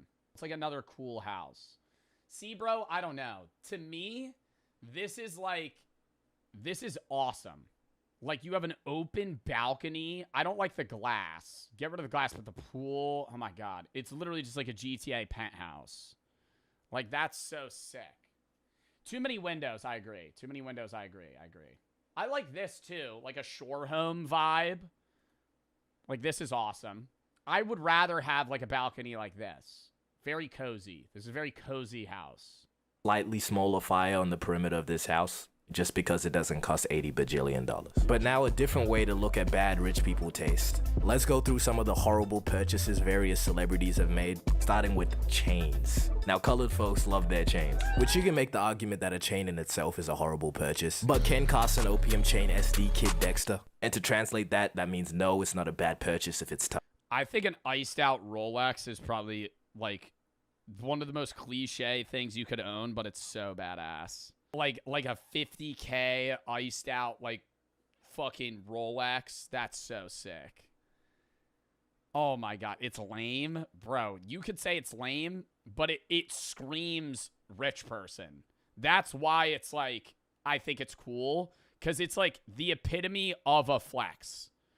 Like, I think that's the biggest flex you could do, is just like have an iced out watch. Which deciding if a chain is tough or not is kind of hard. A lot of chains are just trolls or done as like an inside joke.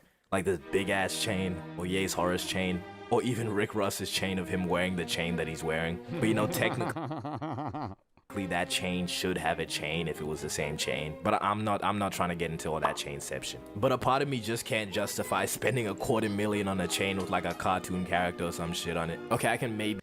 Yeah, I think I get, like, buying a Cuban that's really expensive and it's just, like, solid gold or, like, with diamonds, but yeah, like, the Bart Simpson pendant that's, like, fucking $300,000. It's like, how are you selling that back? Okay, I can maybe justify it if you're not getting some bullshit, like Lil Pump's drug addict chain. Absolute filthy, no good fucking drug addicts, man. Good to know you're proud, I guess. Looking at it, it's probably wrong for me to judge people's personal choices and call it distasteful. But just because I like One Piece doesn't mean I should get an iced out Luffy across my neck. Even though that would be hard as fuck. Okay, my final verdict, I don't know. Yeah, like a pendant, bro, or motherfuckers that get pendants that just say their name. I'm going to have a take that might upset people because it might apply to some people. Actually, I'm just going to ask. What are your thoughts on people that get their own name tattooed on them? In big letters. Like, what would y'all's reaction be if I was like, I got a new tat, and on my back, it just said Joe Bart? I don't know. I'm not like, I think you could get, depends why. I think you could get a name tattooed on you. Like, I fuck with when people get, like, their dead grandparent or mom or dad or somebody on their arm, or, like, in general. But I feel like when you have, like, a chain with your own name on it, or, like, a tattoo with your own name, it's like, it's not saying anything. It's just, like, that's your name. Justin Gaethje has that? Does he really? Can I say it applies differently to, like, a UFC fighter? Like, he got his last name in, like, big, bold letters, and it's, like, he kind of is a sport. It's an ego thing for sure, but, like, it's not as bad on a UFC fighter. You know? But if it's like you're an accountant and in fat ass letters on your back, you have like Smith. But I have to say I love the idea of customization, but you know, it gets to a f***ing point. 6'9". We get it, you're colorful, bro, but I really do not like your vehicles. Customizing something is a way to make it feel personal. But Kim K decided to wrap the Urus. Oh my god, yeah, no, the fucking carpet car, yeah. Roll that through mud once. In velvet, calling it the cutest thing ever. That's the cutest fucking thing I've ever seen in my entire life. But I'ma just call this straight distasteful. First of all, how impractical was this? Why, Zeus? I actually don't think she ever drove it too. Let's be real, knowing people, if somebody ever saw this on the street, the first thing they're gonna do is find something that can make a stain, and it's going right onto that car. And it's not just celebrities buying whack custom shit cause their personal brand or whatever. Shit like this convertible Monopoly Mansory G-Wagon exists. This some different kind of shit. And I don't want to be a part of it. What you reckon they think the hardest part of this car is? The Monopoly $100 bill painted on the side, or the beast blue interior? This vehicle does not need to exist. But honestly, why I think rich people have bad taste is because when you're rich, it just removes all consequences of your purchase. The guy that bought that... Yeah, it doesn't... You don't think about it as much. I think that's really what it is, too. It's like... you have so much money that you could be like, I'm going to throw it's like owning a Hot Wheels car. You're just going to be like, I'll throw it away on some random shit. Like they usually have other cool stuff as well, and then they have some dumb shit too. It's like, when you play GTA, you have a garage of 10 cars, you have 4 badass ones, and then you have one like shitter that you just kind of make look stupid, and you drive that around for fun. It's like that. Like they're just living GTA. Not gonna miss that money. But as a common man, if you bought a $2 bundle of bananas and somebody comes along with a bat and just fucks that shit up, you're just gonna end up making banana bread. But when you reach a certain level, you can spend 50 bands on something ugly and just say it costs 50 bands. This is the but it's Balenci though argument. So if you ever come across some bands, don't let that money replace your... What's up? That was a good video. I think St. Don makes some fire content, bro. Chat, I gotta piss, then we're hopping into the last video for the day. Shorter stream for the day.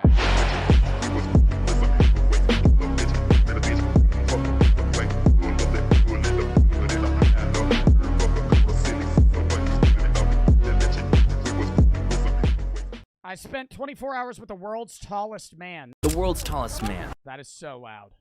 I saw him for the first time when I was 10 years old. In the Guinness World Record book. And then I found page 73, where I laid my eyes on Sultan Khosan, standing at 8 feet 1 inch. But does he even exist? That was a question I had back then, and now I want to find out for myself, because I still have that question. Also, what is it like being the... How tall is too tall? Not too tall, but like how tall do you have to be to where it becomes an inconvenience where you're too tall for most things? Above 6'5". If you're above 6'5", it is an inconvenience that you're that tall. Because you're going to hit your head on doors. Cars are going to be annoying. Your legs are going to be super long. Getting on rides is going to be annoying. 7 feet's a real cap for like it being really annoying on like planes and... But like once you surpass like 6'5", it becomes progressively more annoying to do like basic things. Like this guy would hit his head on walking through any door frame. World's like I think most door frames are 8 feet or 7 feet. Man, what does he do all day? And is he absolutely tired of people asking him how tall he is? Probably. So I need to find out. How tall is a door frame? It's 7 feet. 80 inches, 6'7". So if you're above 6'7", you have to duck walking through a door. Honestly, I feel like there was no chance. Realistically, above like 6'5". I can get a hold of someone like this. Why would he respond to me? So after going down the rabbit hole of online search, I found his manager's Instagram and I DM'd him. And then he replied. And then I replied back and it worked. So now I'm gonna spend 24 hours with the world's tallest man. Let's go. We're coming, tallest man.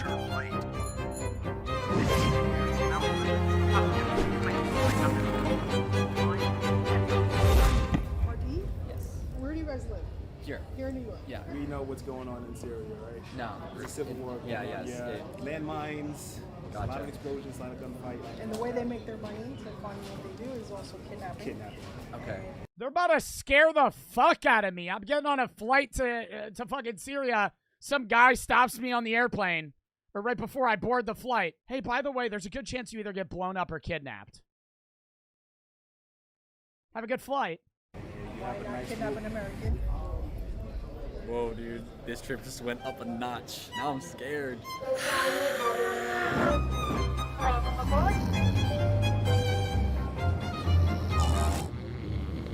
L. Big L. We didn't make it. Yo, what's the longest flight y'all ever been on? I've been on a 5-hour flight. 5.5-hour flight. Anything more than like 6 hours is borderline unbearable. Like when I'm on a 5-hour flight, I am itching to get off that fucking plane. I don't know if the world's tallest man can reschedule. Like we had a date in mind. I already like messaged his manager. Dude, I could never live back when they had horseback riding as like the main way of transportation. Like imagine you wanted to go to like New York and you live in Philadelphia. That would take you a week, not like a 3-hour car drive. It'd be a week of horseback riding. Haven't heard anything. I'm just like, damn, we come all this way, spend all this money, and got nothing. Now this video gets interesting.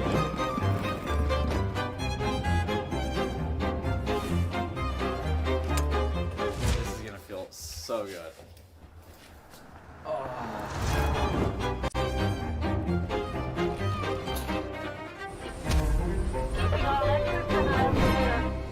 made it to Mardin. Mardin? Mardin? I don't know.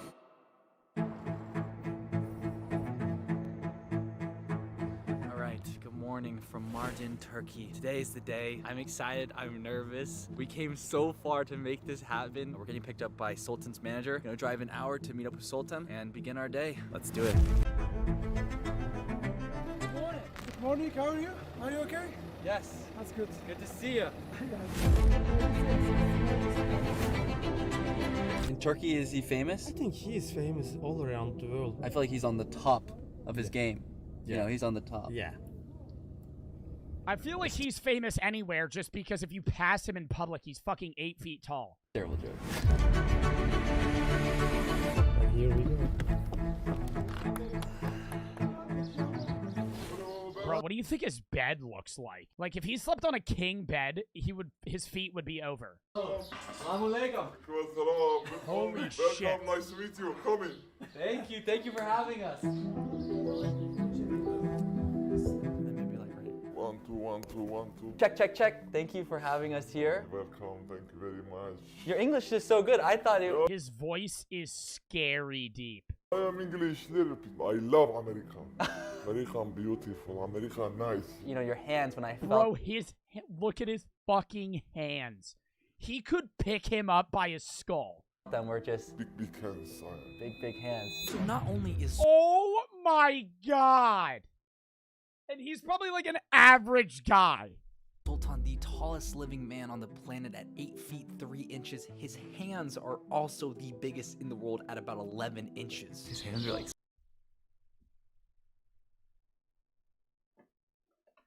His hands are 11 inches.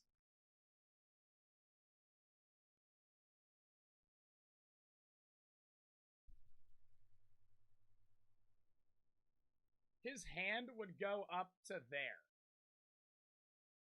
On my hand. Like twice as big. Your forehead is bigger than that guy, Joe. Sizes of like a turkey. And I was also blown away by his parents, who are both shorter than me at 5'11". My father. I love this room. Well, I'm like assuming it's some sort of genetic thing. all carpet. Doğu halkı olarak çok büyük karabalık aileler olduğumuz için biz koltuklara sığamıyoruz. I brought some gifts. Wow, thank you very, very much. I had these specially made. I don't know Are if those all mattresses? it'll fit, but maybe. Let's see. You think this is big enough? Not bad. How does that feel? Thank you. Thank you. That is way too small. That is like me wearing a schmedium. Dude, it doesn't even fit over his fucking wrist. Look at us matching.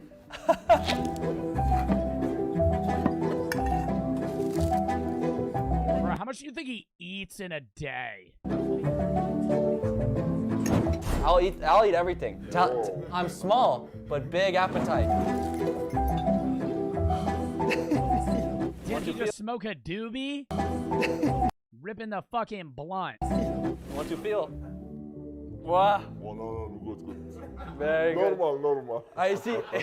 Oh, come in. Okay, here we go. 3, 2, 1, and start. Come on.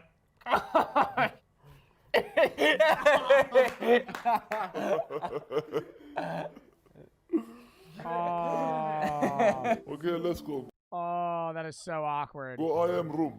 All right. God damn. Respectfully. You know, Bro, you would he's think that they would so make it fucking bigger tall. for him. This is so small. That's the duck in his own house. Oh, nice. I am big. Big back. Big bed. Yeah. Yes. You're coming? Go. Okay. Nice. Nice. I'm not single, just letting you know. Damn, they probably had to get that. That bed's probably like 20 grand, bro. Probably had to get that shit custom made. Would you like to try? Sure. It's an honor. Wow. Wow. Ben bugün size biraz Mardin'i gezdirmek istiyorum. You want to go? Yes. Beraber bir kahveye gideriz. Kafe, çay, kahve içeriz. I love coffee. Okay. Wow, I love coffee. I like vanilla. You like Starbucks? Yes, Starbucks, beautiful. Let's go get some coffee. Yo, imagine this man on a Spirit Airlines flight. Back seat, row 30, 30B. I don't think he could sit. Like, I honestly don't think he could fit. Like, what would they do? Because I've seen strong men go on airlines and they don't fit and they have to, like, order 2 seats. But, like, say he wanted to go on a Spirit flight and he reserves a seat and he doesn't fit on the flight. Are they, like, reimbursing him? Because, like, he's not going to be able to go on the plane. Because he's going to be sitting, he's going to be walking through the plane like this. Like crouch walking. Because he's 8 feet fucking tall. My head hits the top of most airlines, and I'm 6 feet tall. How big is his toothbrush? Dude, his teeth are regular size. How big? Oh, no, because his hand. Oh, he might have like a comical size toothbrush. Because he can't hold it, is what you're saying? Come in, my friend, my bodyguard. My bodyguard, that's right. Sorry. Yeah, walking probably is a fucking pain. Sorry. Sorry. Nice. Wow. Oh my god, I would bring a custom chair for myself. Why did that feel like so chaotic? That was like such a entrance. Every single time you guys go out like this, every time. Because it just seems like everyone's looking. I was like nervous. I was like, it was chaotic coming in here. As we told you before, this is his daily life. Yeah. Bir ilçe olduğu için kahve çeşitleri, ben bir kahve ve süt şeker. You know what? He's just like me. That's exactly what I like. How old is he? How old do you think he is, chat? He was born in 1982. 41. Like, You are enjoying here. oh yeah, it's really fun. I've been having a good time. Yo, me small brother. My small, you are my big brother.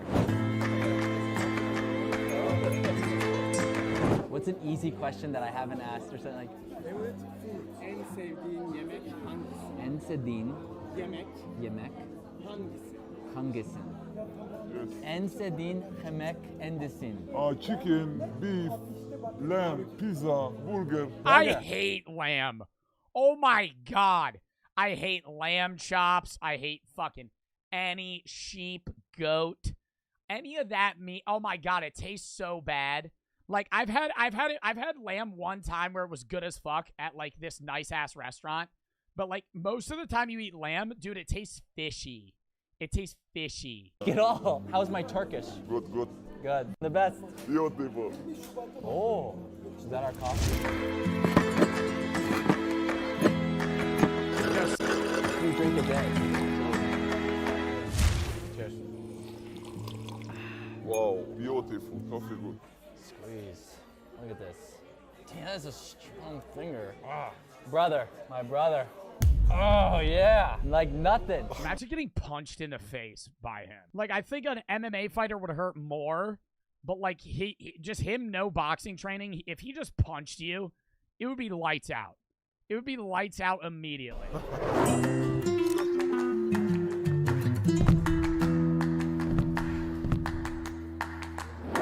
Next, Sultan wanted to go shopping, and he was immediately swarmed with people wanting pictures. That's like Lionel Messi.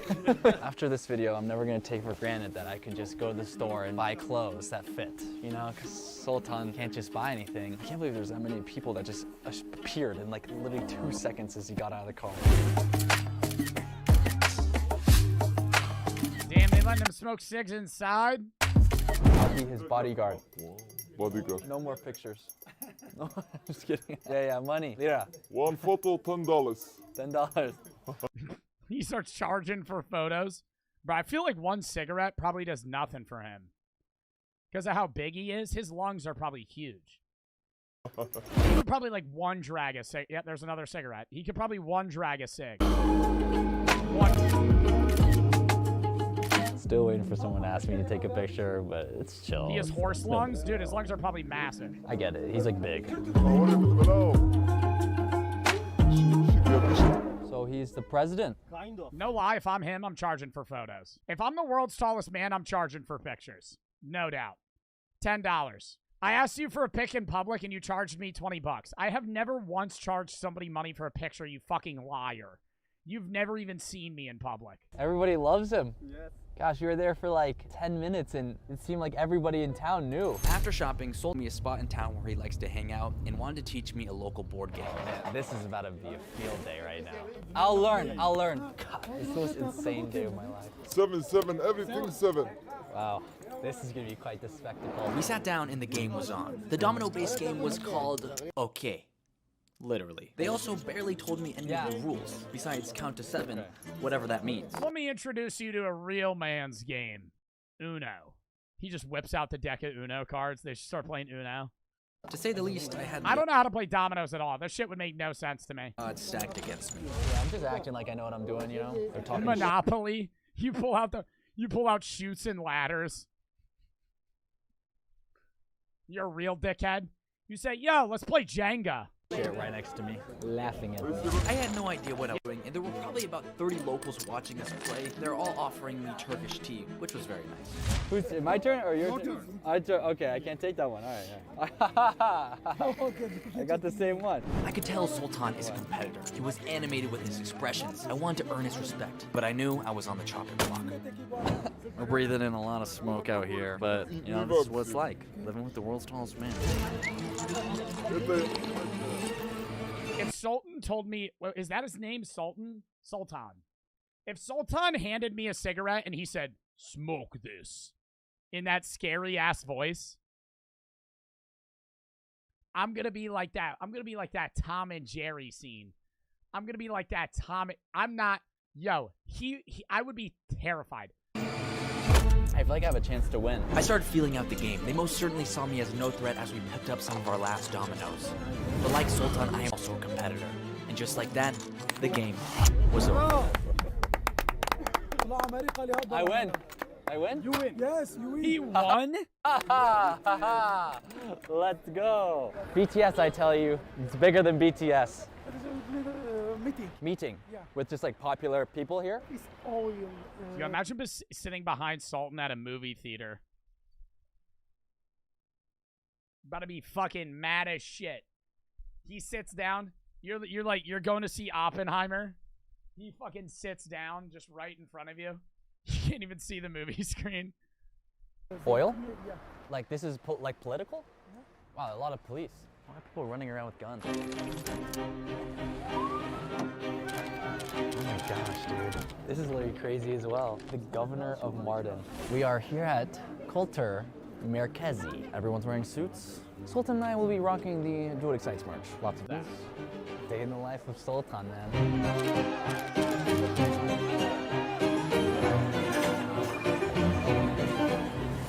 What am I doing here? All right, my job is done. And now I walk out. Oh, connecting should I sit flights? Up there? Like, what is happening? This is like a political event? Yeah. Maybe I should go up and give a speech. Sultan, I have your picture, no problem. No. I was joking. Like, I should go up and I should say something.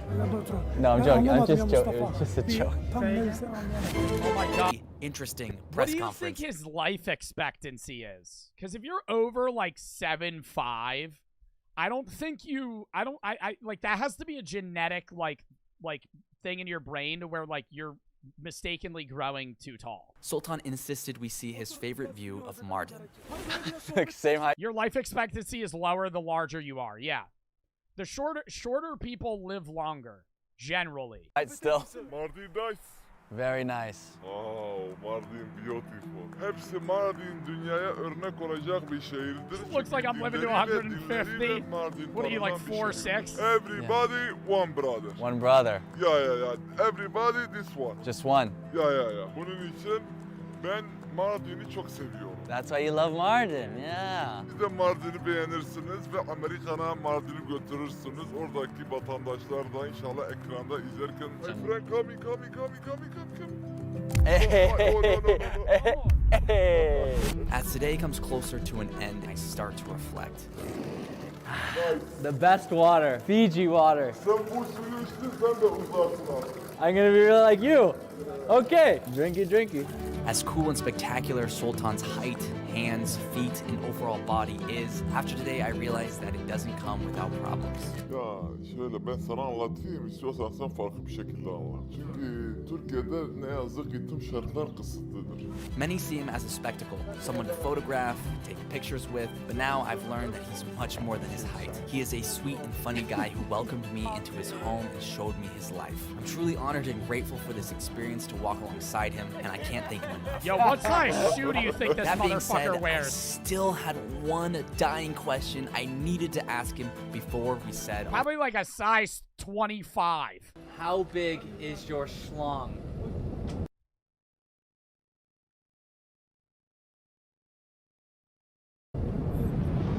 Oh! Your schlong. Oh! Do what? Exercise.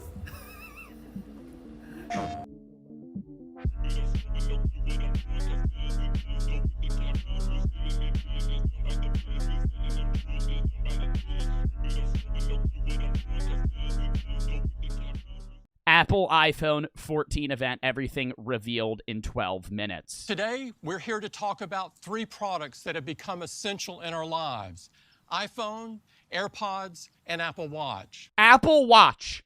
Apple Watch. And I'm going to have a fucking take here. The biggest waste of money ever. Apple Watches are fucking stupid. You can't change my mind on that. Here's the issue with Apple Watches. Keeping time, that's not the purpose of the Apple Watch. I know it's a watch and it's in the name, and yeah, that's dumb as fuck. Watches are stupid. They're outdated. You could just check your phone for the time. The reason Apple Watches are dumb as fuck is because it's the same thing as an iPhone, but it's on your fucking wrist. Just fucking use your phone. Anything that an Apple Watch can do, other than taking your heart rate, a fucking phone can do. It is pointless. It's $400. It's a waste of fucking money. And every year, why do you think they make the Apple Watch screen bigger? So it's more like a phone. Dude, in 10 years, the Apple Watch is going to just be a fucking iPod on your wrist. It's literally so fucking stupid. Models feature beautiful and strong surgical grade stainless steel. Together with our... Like anyone gives a fuck. Surgical grade stainless steel. Like they promote their products like someone gives a fucking rat's ass that your shit is surgical grade stainless steel. I couldn't fucking care less. They come in 4 gorgeous colors: a new space black, silver, a new space black, a new space black. How do you change the color black? How do you change? It's a shade. A new shade black. A new silver. It's the same fucking color every time. Everybody gets a case anyway. Nobody gives a fuck what color your iPhone is. I had a pink iPhone for 4 years. I didn't even remember that it was pink until I traded it in because I had a fucking case on it. We're calling it the Dynamic Island. What? We've designed this new space to be highly adaptive, so it can fluidly expand into different shapes using uniquely crafted animations and transitions. What are they talking about? The Dynamic Island. They use all these newly crafted shapes and animations. Does this look any different from the iPhone you guys have now? This looks exactly the same. So now, when you receive an alert, the Dynamic Island expands to notify you. No way! Let me pay $1,000 for that. Or what revolutionary technology? That's the key talking point for the new iPhone? Yeah, let me just throw you $1,000 for that. You could have fucking had that in a software update, you dumb fucks. It's the same phone. It's this. You literally, the iPhone 13 could do this. If they just put it in a software update, the iPhone 13 could do this. This is the most advanced display we've ever shipped. iPhone 14 Pro and iPhone 14... Oh, it's even bigger. It's even bigger. It's even bigger. Does it annoy you guys that the phones keep getting larger? Or is that just me? Like, they're gonna have to start changing our pocket sizes. Look how massive that phone is. How long of a phone do I fucking need? It's getting near iPad mini range, okay? The new display provides peak HDR brightness of 1600 nits, bringing... Like anyone knows what that means. You're marketing this to to an audience that is buying your phone, right? No one knows what 1600 nits means. Are you guys gonna get the new iPhone? Yeah, fuck no. Fuck no. Did they release the pricing yet? The new iPhone 14 will start at $799. What is that for, like 8 gigabytes of storage? I can have Flappy Bird on my phone. This is the best iPhone we've ever created. Even with these. Well, I'd fucking hope so. Well, I'd hope the new iPhone would be better than the old one. I don't think that needs to be. This is the best iPhone we've ever made. I would assume so. iPhone 14 Pro still starts at $999. Oh, okay. I was wrong. It's $999. It's still $999 pre-tax. With storage options up to 1 terabyte. Who the fuck need, dude, a computer has 1 terabyte. What the fuck? What the fuck are you storing on your phone that you need a terabyte of info? A terabyte. That is insane. What, a terabyte of info on your fucking phone? How many apps do you have? With a larger display, you can enjoy more content when browsing the web. Or you just scroll down. I don't need, that's the whole point of a touch screen. So I can fucking scroll. You can even get more workout details in the fitness app with the new... No one uses that. Literally. Do any of you use the fitness app? No. Never. With a larger display, you have more area to watch your favorite show or play your most intense game. What fucking game is that? I could have a higher res screen of my Clash of Clans base. Oh boy, I'm not competitively gaming on my iPhone. It improves thermal performance, which is great for staying in the action longer. How long am I gaming? How long do you guys game on your iPhones? Dude, is it mobile Fortnite not even a thing? I'm not fucking sitting there, oh, better thermal retention. Oh yeah, oh, better thermal retention. They come in 5 gorgeous colors. Midnight, Starlight, a great new shade of blue. Oh my god. Can we stop calling them these dumb fucking color names? Black, white, blue, gray, and red. Midnight and Starlight? What the fuck? Do you want the midnight color? Yeah, give me the black iPhone. Just say that. Dude, is it just me? Are phones becoming more cameras than phones? Like, the purpose of a phone is to communicate with someone, right? But now it's like every time they just improve, like, it's just the cameras on the back and shit. It's like, let's just improve the phone itself. Why are we adding fucking 7 cameras on the front? Like, I'm not walking around fucking photographing my life. If I need to do that, I'll buy a camera. Like, I think it's cool that, like, there is no real need for, like, a handheld camera anymore. But it's like, okay, we don't need any more camera updates. Just keep the cameras how they are. I don't need 4K on everything. So you'll get better selfies. Group shots can be in focus from far. Better selfies. I don't need a better selfie. To unlock breakthrough audio experiences that only Apple Silicon. You know headphones and AirPods are the biggest scam of money ever. The cost of making an AirPod is like $5. It costs Apple like $5 to make an AirPod, and they sell it for like $300. It's like the up price is insane. Oh, $50 a pair for the newest AirPods. That's actually not that bad. Or the up price is still insane because you're paying $300, but it costs them $50. Personalized spatial audio will deliver the most immersive listening experience by precisely placing sounds in space that are tuned just for you. I say we just say fuck it to AirPods and we all buy skull candies.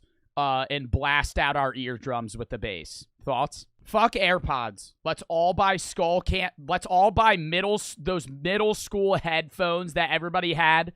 Fucking skull candies. The ones that just worst sound quality ever. It's just straight up bass.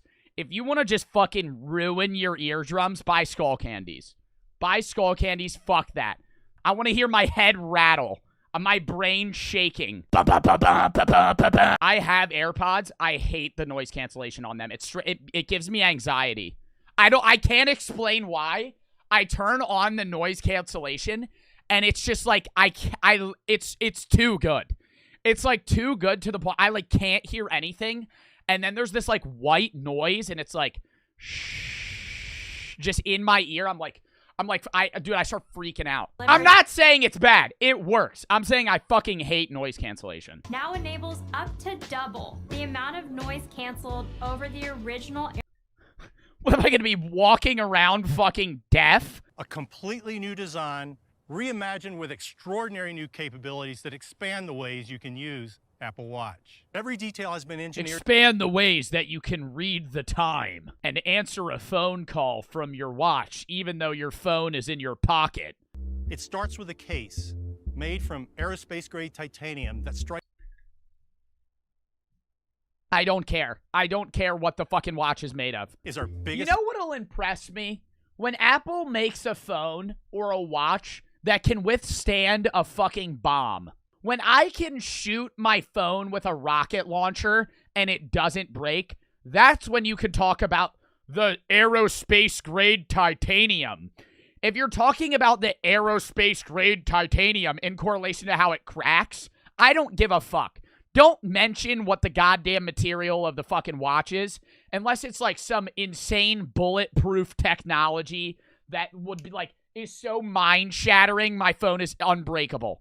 We added a second speaker for increased volume. Yeah, because whenever somebody answers the phone on their Apple Watch, they have to fucking go like this. Hello? Hello? You gotta fucking hold it up to your goddamn ear. That's why they added the second speaker. Wait, they said the color was international orange. Whoever the fuck is coming up with the color names at Apple needs to get fired. I swear to God.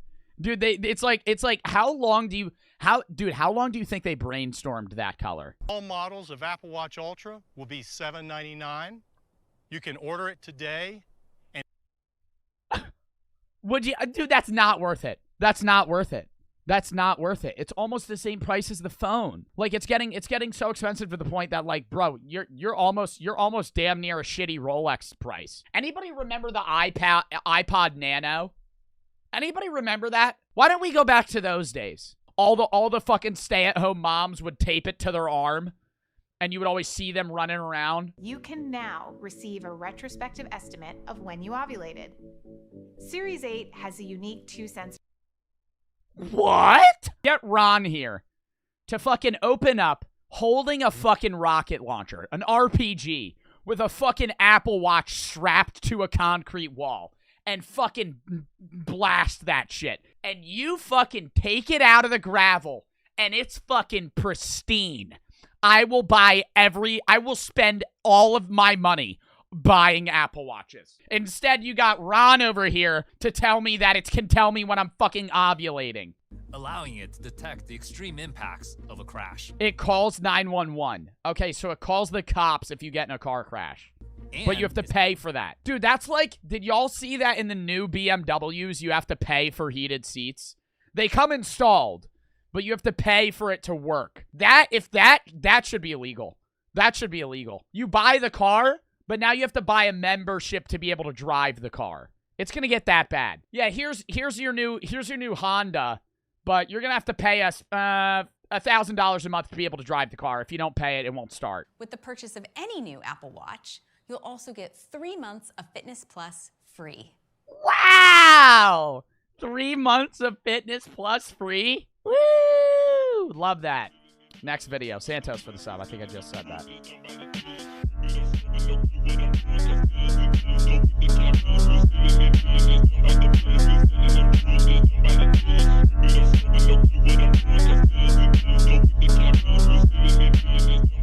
The 7 levels of monsters. Lock it. Rewind. We're 6 seconds in. Rewind. The 7 levels of monsters explained. Level 1. Do I want to guess? Level. I can't really guess any levels between 2 and 6. Level 1 has to be like shitty grunts, like a level 1 brute, like a zombie. Is a zombie more than level 1? Level 7's got to be like Art the Clown. Like, Something that's just like an individually terrifying thing or idea. Level 1 local threat. The bottom of the food chain. Not We're local threat. We're putting fucking Texas Chainsaw Massacre at level 1. Oh, because you have to like be in his house for him to kill you. You could just run away and he leaves you alone. Threat. Oh my god, the smile demon. Something that like follows you around. The smile demon is like level 7. the bottom of the food chain. Not because they're bad monsters, but because you can literally leave or alternatively beat the crap out of. Most of these monsters you have to go to them. They're most likely not even hunting you. For example, those descent creatures. There's a reason you stick to tourist. I don't know. Like, yeah, you have to go to them, but there's certain creatures that are still really fucking scary. Like the Conjuring house. It's like a ghost, but if you're not in the house, it's not going to kill you. But if you are in the house, that's fucking terrifying. Like, from an outside perspective, yeah, level 1, just don't go near it. But, like, that's fucking terrifying if you're inside of it. I'm not going, oh, that's a level 1 monster. I think a level 1 monster is like a zombie. A werewolf. Explored caverns, and as we see from the movies, all it takes is for a woman with a disloyal boyfriend to absolutely go ham on these creatures and to come out somewhat alive. Other monsters like Leatherface, yes, humans can certainly be monsters, the Pale Man, Frankenstein's monster, the Creeper, and Gremlins fall into this category. Don't get me wrong. Yeah, Gremlins are kind of more just like weird goblin creatures than monsters. They might not even be level 1. They're like mischievous. I'm not saying they won't. Like a leprechaun would be in level 1. Won't rock your shit. They absolutely will. But their threat is limited to a few miles. Oh, but the Creeper can fly. Firstly, that lazy, unemployed sloth only wakes up every 23 years for 23 days so we can spawn camp his sleeping bag. And even then, he's basically a road hazard. Bat soup is more globally dangerous than him. The Creeper has to eat similar parts of humans to regenerate its own counterpart. Therefore, we can lure it using a trap. Yeah, I think like any of those monsters, dude, even like the Jersey Devil, Bigfoot, are those monsters? I mean, they're more like they're like mysterious creatures, but even those are like level 1, bro. Mothman, yeah, shoot him with a fucking gun. Never understand. I'm gonna have the take that, like, Voldemort is a level 1 monster. I can't get over the fact that in the Harry Potter world, having a revolver is more powerful than the most powerful spell in existence. Before he goes, Avada, I just shoot him right between the eyes. He's dead. That's not an L take. If you live in the Harry Potter verse and you have an AK-47, you are Voldemort times 30. Because any spell, yes, they have cloaks of invisibility, but if they don't know that you have a gun and you just kind of look like a regular guy, you are infinitely more powerful than them. So he can't be above level 1 because a human idea and concept could just kill him. Of people who are scared, as we know it. He has a shield charm. He has a shield charm. You think his shield charm's stopping a fucking rocket launcher? What if I fucking stuff a grenade in his cloak? Is his shield charm stopping that? Yes? Bro. Tracking there's just no world where he survives that. He could teleport. Cortisol from its third nostril. Once we trap it, we can rip its wings off and it wouldn't have the ability to regenerate wings unless it eats— Wow, Lucifer's a show that I loved and then just stopped watching. Wouldn't have the ability to regenerate wings unless it eats Ronnie Coleman's— That's like half the shows that I watch, though. I get to season 3 and I go, what's this new show? Let me start that. Bats. From there, cut it up and make sure it can never regenerate again. And don't even get me started on Leatherface. He's bound to his— Leatherface is the lamest fucking villain ever, dude. I can't get over that shit. It's just like a stupid depiction of Ed Gein, and it's just like a big, semi-chubby guy with a chainsaw that's covering his face in human skin. He has no visual capabilities, and he's slow. Just run away. That is, like, he is the easiest guy to defeat. And last I checked, he's not surviving 6 guided missiles from an M142 high mobility artillery rocket system. And Frankenstein's— Okay, yeah, I mean, that's not the take I was going for. Yeah, high-tech military capabilities are probably taking him down. Monster, here's the plan. We hogtie Victor Frankenstein like his Red Dead and deliver him on a silver platter. He's happy, we're happy. Job done. The monsters on this level are usually locationally dependent or can be exploited quite easily.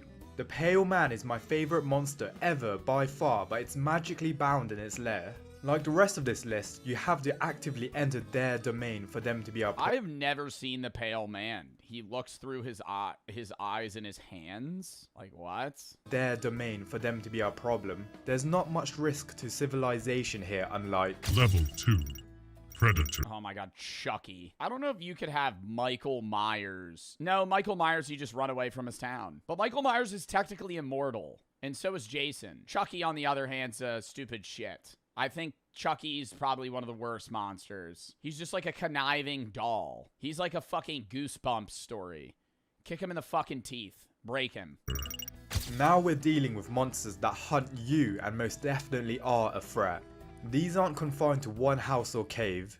They're mobile, methodical, and oftentimes... I feel like Jason has to be level 3, no? Michael Myers could be level 2. But because Jason will run at you. Michael Myers only walks. Again, just have a 4.5 mile per hour pace, and you are not dying to Michael Myers. Even if he teleports or whatever, if he's like in your vision, he's just going to like walk towards you, and the second you're out of town, he fucks off. It's relentless. Monsters like Jason Voorhees, Freddy Krueger, Michael Myers, Diddy, and Chucky are predators. Jason's killed across multiple states. Diddy's level 2. It's from Crystal Lake, Manhattan, even outer space if you count Jason X. His most underrated ability is his intelligence. He showed proficiency in setting traps and wielding various weapons with insane efficiency. He also demonstrated SEAL Team 6 tactical skills by disabling electronics and cutting off communication lines before hunting his victims. And just like his... Bro, did we just say he had SEAL Team 6 level tech for turning off a circuit breaker? This guy must have been in the Green Berets. This guy knew how to fucking turn off the lights in the house. Arch nemesis. He cut the wires. Freddy Krueger is also an absolute threat that hunts you in your sleep. The dream world is his home court advantage as he has reality warping powers capable of turning someone into a cockroach. He also went band for band with Jason, so we know he can take the upper echelon of beatings. But here's Freddy's fatal flaw. In dreams he's invincible, but when he's pulled into the real world he becomes mortal and can be killed. He's also geographically limited as he is obsessed with terrorizing Springwood. If you move away from I just hate the whole Freddy. I hate the whole Freddy Krueger series, man. The whole point is like, we can't fall asleep. They fall asleep. We can't fall asleep. What do we do? They fall asleep. They die. It's like not as good as... I'd rather watch like idiots just run from Michael Myers for 2 hours. On the street and forget about him entirely. He loses his connection to the physical world, which is exactly what happened in Freddy vs. Jason. Those limitations keep him at level 2. And before you diss Chucky, he's very much also a threat, using his size to his advantage through sneak attacks when you least expect it. Just because the later movies made it more of a joke and relied on brain-dead protagonists doesn't mean Chucky isn't capable, as evident from the first movie. The difference between this level... He's a doll, bruh. I mean, like, what, is he filled with lead? Is he a tungsten cube? He weighs like 4 pounds. Even if he's possessed, he doesn't have the physical capability to kill most people. He's immortal, bro. I don't care. He's a fucking doll. Lock him in a box, man. Locking him in a box. I'd fucking tie his ass up. And the last is that they're more seasoned killers and actively hunt. But I still wouldn't call them apex. He's the strength of a full-grown man. I hate when... I'm gonna look up how strong is Chucky.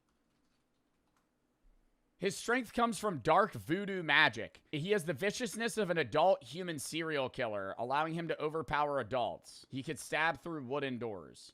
Bro, but he has the strength of a full-grown man in a doll body. That's a nerf. That's a nerf. That's not a buff. Like, people say that as like, oh, he's tiny, but he's as strong as a full-grown man. I would rather have the size of a full-grown man and the strength of a full-grown man than the size of an infant and the strength of a full-grown man. He's a mini zombie. He's a baby zombie, bro. That's what he is. Like, Yeah, he's got speed and stealth, I guess, but it's like you can still pick his ass up. Predators, as they're not leveling cities or threatening nations with supernatural abilities. How much does he weigh? Bro, I don't know. They're gonna say the voodoo magic weighs him down like he's fucking Thor's hammer or some shit. Unlike level. He's unpickupable. Yo, you are on crack if you're putting Art the Clown at level 3. No. Unless we're talking like level 7's Dormammu and it's just like a universal swallowing figure, Art the Clown is like the scariest fucking... He's a demon. And he also like tortures you to death and smiles while it's happening. Like, that's not... Oh, God. I just can't... No, I can't sit here and say Art the Clown's level 3. Apex Predator. Level 2 monsters you can theoretically escape or rely on a gimmick, but level 3 gets a bit more dangerous as their supernatural abilities are more prominent.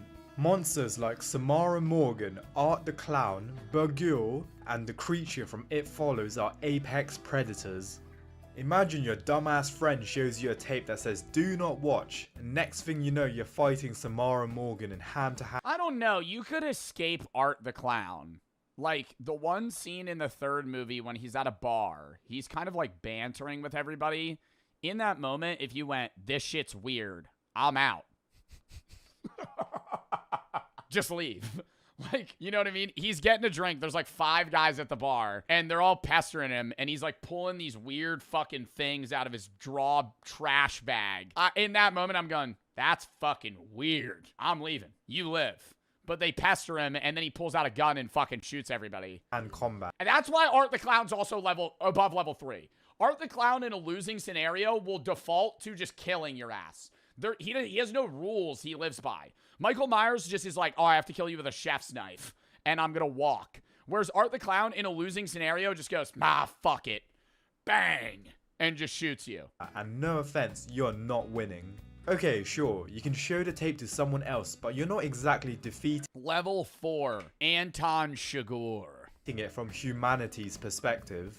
Similarly, the scene with him in the tractor. Editor, put that up. The creature... You don't know Anton Chigurh? Bro, Anton Chigurh might be level 7, dude. From It Follows punishes you for getting too freaky. Bet you're finally glad you're a virgin now because that's the only way you can beat this monster. But seriously, the entity doesn't eat, sleep or tire, and while you can pass it on, you're never truly free. Once someone is killed by the entity, it goes back down the line in order, starting with the person who infected the most recent victim. And finally, another one of my favourite monsters in recent cinema is Art the Clown. And you're probably thinking, how can you put him in this level when he's invincible? Great question, viewer who hasn't subscribed yet. Okay, yep, fair point, cinema guy. Fair point, cinema guy. You have swayed my hand, I did say that. Art the Clown has no ambition. He's satisfied with his 9 to 5. He's the Goodwill Hunting of the horror universe. Despite being an immortal conjurer... He doesn't want more. Art the Clown's not trying to climb the corporate ladder here, okay? Art the Clown's trying to josh around, you know, get his wage pay and smoke some weed, you know? Art the Clown is just trying to fucking chop up some bodies here and there, and then he goes into hibernation for another 5 years. Of the devil himself, with teleportation abilities, this psycho is content with terrorizing a couple people as much as possible, rather than expanding his portfolio. He even lets you get hits in and waste time torturing individuals rather than reaching his full potential and taking a more efficient cleansing approach, if you catch my drift. With that being said, Art is still absolutely an apex predator wielding Never understand that shit. Never understand that shit in horror movies. Like, I understand it's needed for the part of the movie and it's like a part of slasher films, but I hate when it's like, they shoot the guy. This guy's been terrorizing them for weeks. Okay, he's killed 100 people. They shoot him. He gets up. He runs away. He comes back. They shoot him again. He gets up, runs away, comes back. Finally, they shoot him 3 times. Doom, doom, doom. He's lying on the floor bleeding out. And they're like, we got him. And they walk up. Guess who? He stands up and fucking kills your ass again. I'm chopping his head off, right? If I get him down and he's on the floor and he looks dead, I'm hacking his body into 5,000 pieces. Like, I'm not going, okay, we're gonna chance that he's still here. Natural abilities, and in Terrifier 2, we see him control time and space, twisting reality to confuse and disorient his victims. Another key aspect of Art's powers in Terrifier 2 and 3 is his ability to heal quickly. We see him take incredible damage like being hacked and shot, but he recovers almost immediately and keeps on going.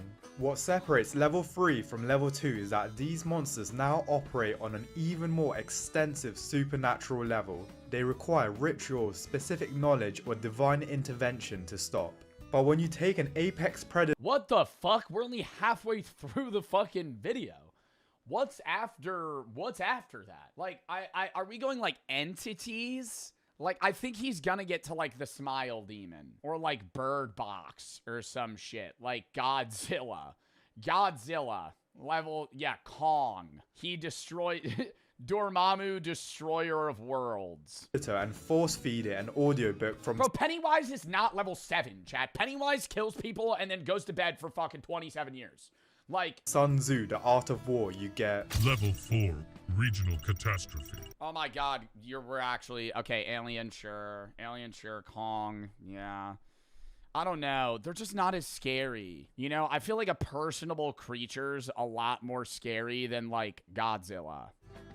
We've officially left the realm of individual destruction and Barbarian boob monster. Yeah, if the barbarian boob monster is shown at all in this video, I crash out. You will witness my face turn red in a matter of seconds. entered mass casualty events that will rack up Avengers level infrastructure damage numbers. Monsters like the Guemule, Kayako Saeki, King Kong, Xenomorph, and the Yautja are regional catastrophes.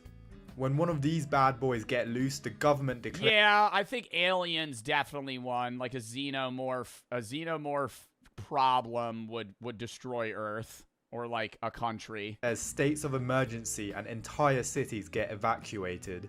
The Xenomorph is unique, as you could make an argument it goes in the lower tier, but given their ability to multiply and that their evolution's greatest creation for being a predator, they can be regional catastrophes. This is seen in Aliens when Hadley's Hope colony with a settlement was completely overrun in a matter of weeks. Oh my god, chat, I just... See, here comes the glaze again. What are the odds of the things up on this list? What are the odds the thing, a mimic of sorts? What? 0? Bro, that could infect everyone, though. One singular infestation. If you released the thing into New York City, the whole world's dead. Spawned everyone dies. 150 plus xenomorphs, requiring nuclear destruction of the entire facility to stop. We will also see the Xenomorph Queen in the next level, because while individual drones can— Like I'd let that happen. Oh, McChunky's gonna stop it. Once he sees New York City's taken over, he just goes... overwhelm a colony, a queen lays hundreds of eggs and can establish a self-sustaining hive that spreads exponentially across the entire region. Their biology makes them devastating, and as the android Ash once said, they are the perfect organism. They are suited to any environment, can survive extreme temperatures, can exist in the vacuum of space, and their molecular acid blood makes them nearly impossible to kill without dying yourself. Not only are they fast and intelligent, but they don't radiate heat, making them invisible to thermal imaging. Another regional catastrophe would be the Guemule from The Host that goes on a rampage through Seoul, causing South Korea's entire emergency response system and military to be activated for one creature. And moving away from infrastructure damage is the— Yeah, I fully believe that if a monster like this ever got released, I don't think they're trying to contain it. I think they're just nuking us. Like, say you live in a city where, like, Godzilla gets released, yo, they are nuking your ass. It's a contamination thing. Like, it's like, if this gets out, it's bad. Kayako Saeki from The Grudge, which unlike Samara Morgan, curses the whole location and is parasitic through touch, which most people don't know about. Anyone who enters a compromised location becomes instantly part of the curse. Then anyone who encounters this person or merely touches them becomes unalive. The curse spreads across cities, taking the lives of thousands, and even reaches America. You can't burn the house down either, they've tried that. This curse also possesses people to commit atrocities, which spawns another curse where the atrocity was committed, separate to the curse before. Oh, that is fucking terrifying. I've never seen this film. That. And finally, to round up the regional catastrophes is King Kong, who seems almost quaint compared to modern kaiju, but his intelligence and agility makes up for his disadvantages. Yeah, but King Kong's kind of nice, though, you know? He's, like, misunderstood. He is devastating on a regional scale, as seen in the movies, but the reason he isn't a national threat is, let's be real, the missiles he was taking were standard missiles and cruise missiles, but he's not surviving a GBU-57 massive ordnance penetrator to the head. I love how he gives the specific missile. He's not like, oh, he's not surviving a nuclear bomb. He's not surviving a G-58 bomb with high caliber fucking speed rounds out of a B-52 bomber dropped from an altitude of 20,000 feet going 98.7 miles per hour. What makes level 4 different is the scale and response, as these monsters force entire regions to mobilize. The death toll climbs into the hundreds or thousands, and the economic and infrastructure damage approaches Avengers level. But if we took this and scaled the power even higher, we get Level 5 National Threat. The flip? The flip? Is this just not another xenomorph?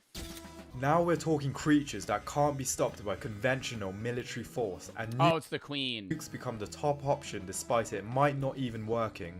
Monsters like Clover, Xenomorph Queen, Rodan, and the Otachi are national threats. Don't sleep on Rodan. Yo, I would love if he just rage baited and put like Mothman at level 6. Level 6, the Jersey Devil. This badass went Yeti toe to toe with King Ghidorah and only lost because, well, it's Ghidorah. And Clover destroyed New York City in one night. It's strong, aggressive, and covered in bear-sized parasites that are deadly predators themselves. We see that conventional defense such as tanks, airstrikes, and guided missiles don't work.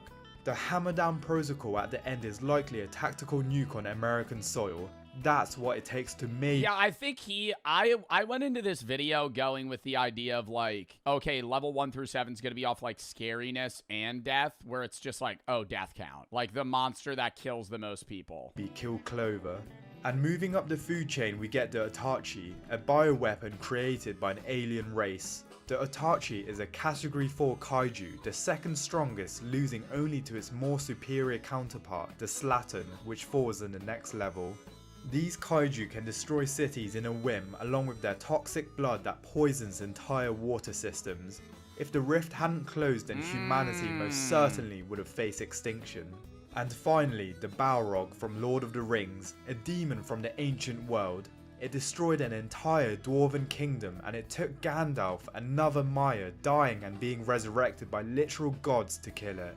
All the monsters on this level have to be neutralized in a special way, may it be the chainsword in Pacific Rim to kill the Otachi, or relying on a volcano to incinerate them like with Rodan.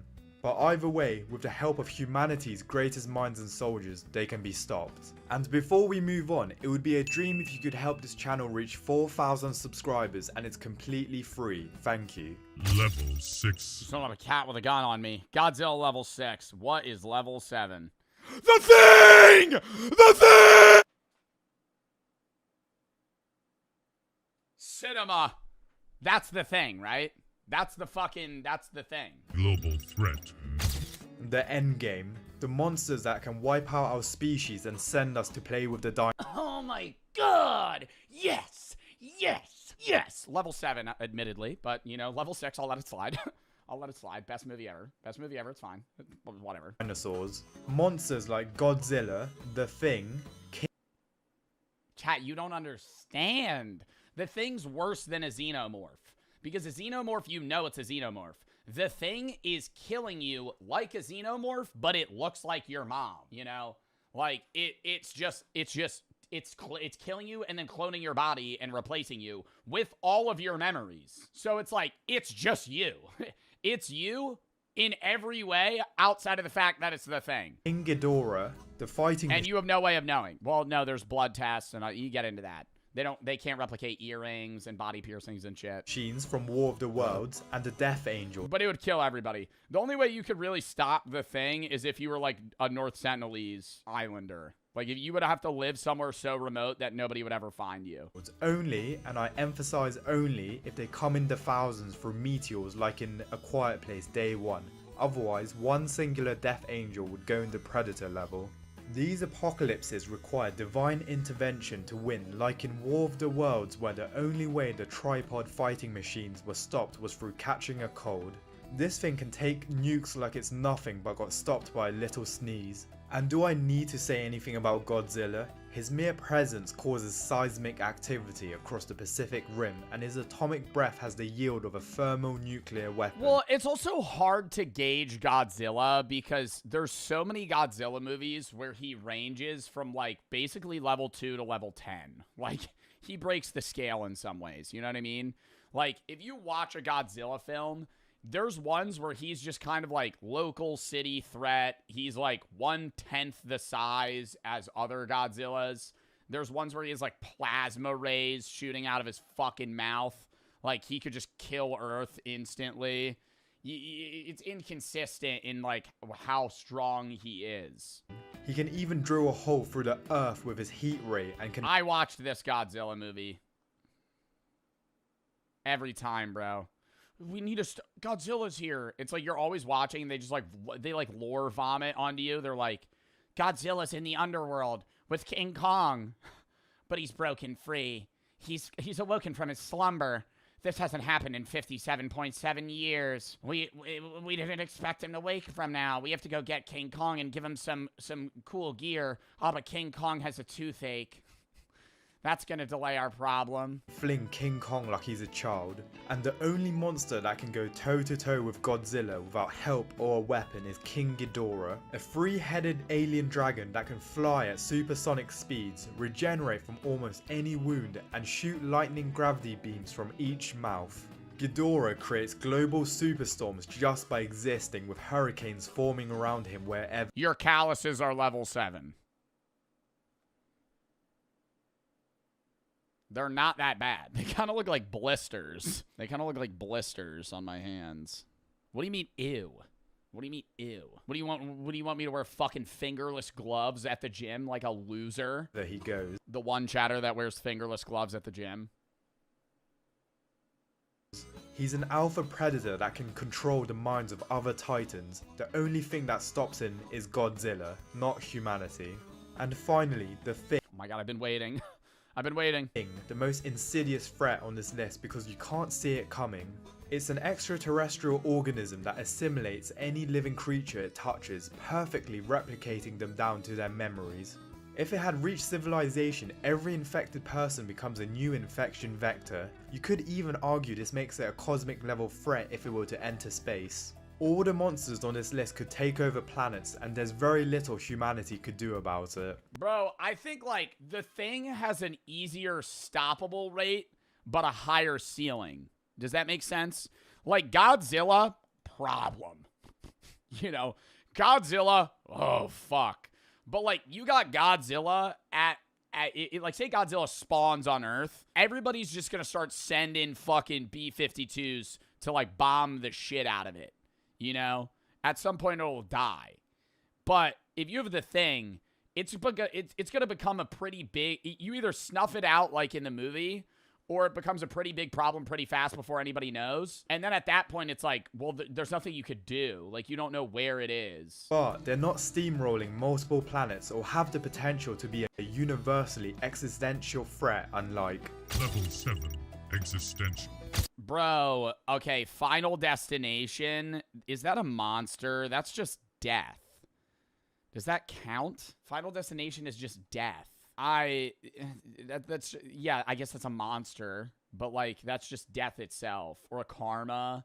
Why is Pennywise on 7? Because he's technically, like, a demon. We've now reached near godlike beings, and in the case of one of them, death itself.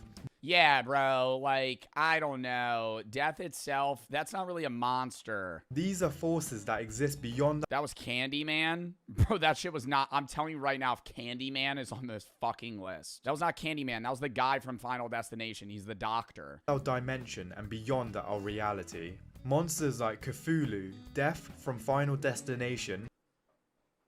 Why is my middle finger so bent?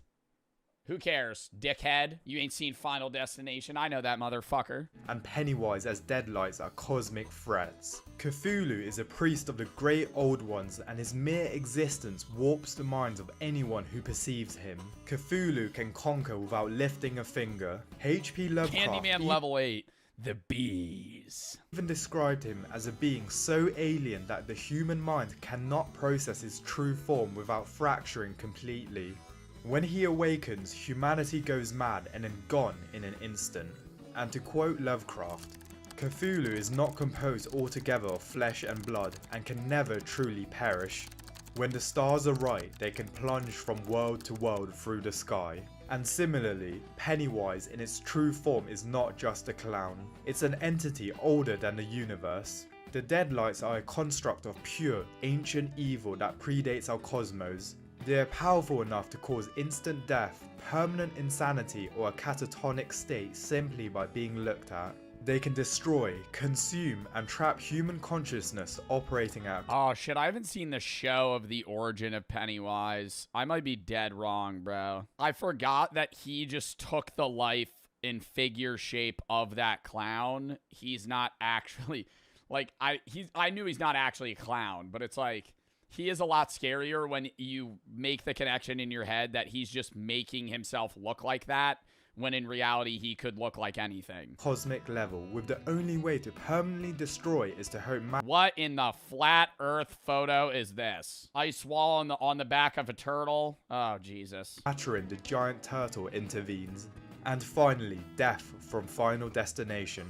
You can't fight death, it's as simple as that. And also, those movies traumatized me as a kid. It's why I'll never go on a balancing beam or go in a tanning bed in my life. Anyway, what makes level 7 different from every other level is the scale, as they threaten sanity, reality, and existence itself, requiring literal gods to defeat. And if you want to see the 7 levels of psychopaths, check Anton Chigurh! Anton Chigurh! out this video here. Bro, Anton Chigurh could be on the monster list, bro, trust. Call it. This coin has been here for 22 years. It's been waiting to get to you. Call it. Well, what do I stand to win? Everything. Solid scene. I could rewatch that. He made that movie.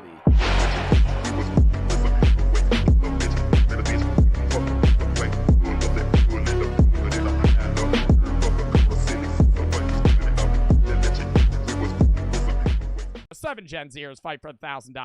I am completely surrounded by Gen Zers.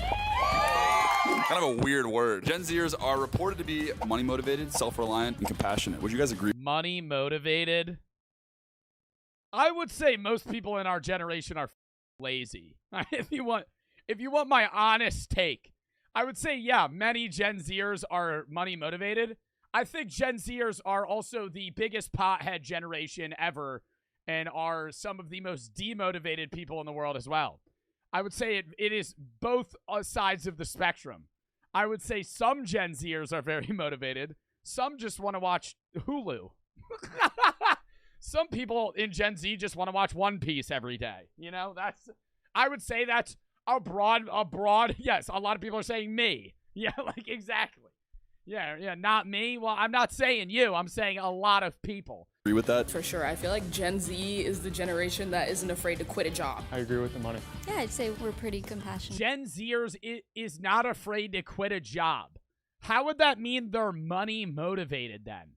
I mean, for a better position. I think Gen Zers have the highest recognition of their value, but I would not say quitting a job means you're money motivated. That would mean almost the exact opposite. Well, I think we might get a clear answer after today because one of you guys is going home with $1,000. And instead of me choosing, you guys are actually going to choose. All right, who's going to give a sob story? Let's take our guesses. Also, how tall is this woman? Because her feet are not touching the ground. And now I am genuinely curious of how tall she is. I think, well, this guy just looks like he's about to cry, but I think that's where I paused it. This guy looks like he's going to give something about why he needs money for a surfboard. He's probably a computer coder. God, I feel like either her or him's going to give a sob story. There's always one guy that said that tries to just make people feel bad. You're gonna choose. Girl in the pink is sweating right now. What? Damn, bro. She lied to win some money. You think that's a good deal? I would come up with the craziest shit ever if I was on this fucking game. Oh my god, chat, what would you say to get the money? I mean, you obvious plays obviously threaten the other contestants, right? That's the biggest thing. Telling them that something bad is being very ominous in saying something bad's gonna happen to them if you don't win. So good luck. Yeah, good luck. All right, guys, here's the rules. You're gonna have 4 rounds to decide amongst yourselves who deserves the money, and after each round, you're gonna vote someone out. Once it's down to 2 people, those 2 will have to decide either to split the $1,000 or to steal it from one another. Brutal. Oh, we added that in? I'm telling them I'm stealing the money. Straight up. I'll go. They used to have a game show that was like that, by the way. Called Split or Steal, I think, was the exact name of the show. And the best strategy, the idea is if somebody steals the money and the other person splits, the person who stole gets the money, right? If they both say split, they split it. If they both say steal, no one gets the money. What are you doing? I'm going into that bitch and saying, I'm stealing the money. I'm stealing. I don't care what the fuck you're about to tell me. I'm stealing the money. I'll give you half, right? If you fucking vote steal, we're both shit out of luck. And then guess what? I don't give them fucking shit. No, I'm kidding. I would give them half. Is anyone loaded right now? Has anyone come from a lot of money? Anybody have a trust fund? No? Yeah, obviously the fucking white kid with good hair asks that question. Trying to cover his ass, I see. Is anyone here coming from a family of privilege? Does anyone here have a... So he doesn't have to answer the question. He just has to ask the question.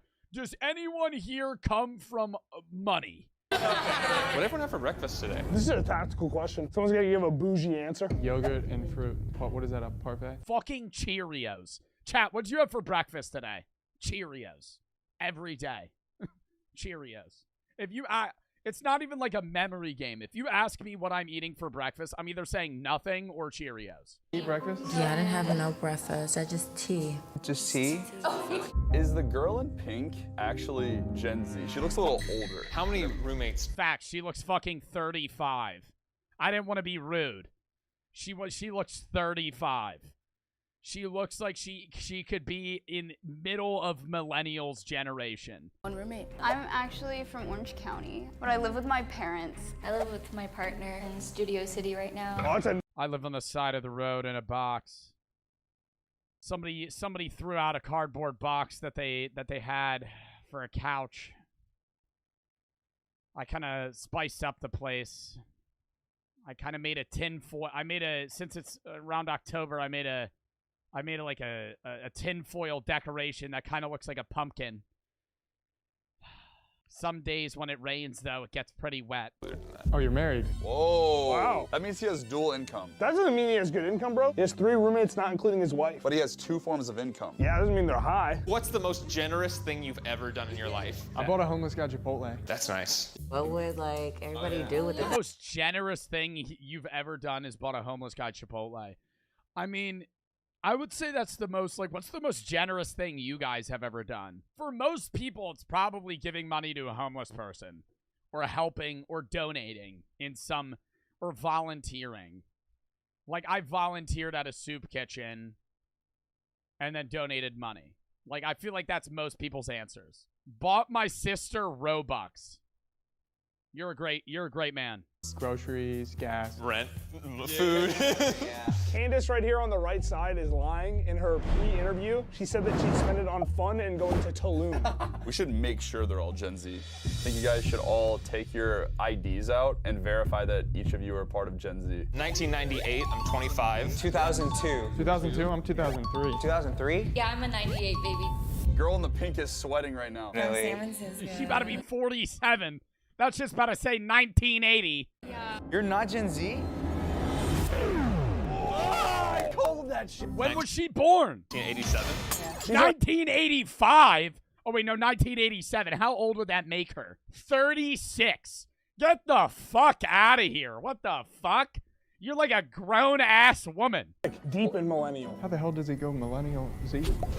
All right, time's up. I need each of you to come up one by one and vote for who you think does not deserve the money. I have no idea even who to vote. Yeah. Same. Every single one of these kids. God, this guy's hair is so sick. Oh my God, he's rip curl shirt on too. Oh, fucking rad. Fucking rad. Define themselves. Fucking rad. Show me how you shred the gnar. But the second they come to this camera, you can see blood in their eyes, bro. Yeah. Candace. That makes sense. She's not even Gen Z. Like I said, Gen Z is a very entrepreneurial generation, and there's no better platform for starting a brand new business than Shopify. Bro, people say Gen Z is an entrepreneurial situation because a lot of Gen Zers are fucking drug dealers and want to own an Airbnb. I'm a part of Gen Z. I know that's a fact because that's half of my friends. POV me, yeah, sells drugs or fucking wants to own an Airbnb, wants to get into retail. That's every fucking Gen Zer's dream. You ever go up to a kid that's like, I want to major in business. Oh, really? What do you want to do with that? I want to make money. Wow, okay. You've actually been using Shopify longer than you've been doing YouTube. Kyla. How'd she vote out Kyla? I've been using Shopify since I was 19, and I recently started my new business, Pizzafy, using Shopify. It's a clean site. I've been on it. They say Gen Z is like addicted to their phones. Before this round, I actually took all of their phones. But you know what's crazy? I can still sell them Pizzafy using the Shopify in-person POS system. Wow, that's actually really cool. Candace going to vote for. Herself out. She got caught in a lie. She got caught in a lie. That hurts. But you know what's completely She voted herself out. painless is using Shopify platform. The Oh my barrier God. to starting a business has never been so low. Using Shopify, you can sell online, like the link in my description to Pizzafy, in person, like when I sold merch at my pizza parties, and across every social media platform. Yeah. The Gen Z entrepreneurs that try the affiliate code TikTok products, you guys get that shit on your For You page? You can see it in their eyes. Everyone voted. Every single person voted for Candace. She looks great, by the way. I don't think she looks old, but like she just got revealed. And I voted for myself, so it wasn't me. Yeah.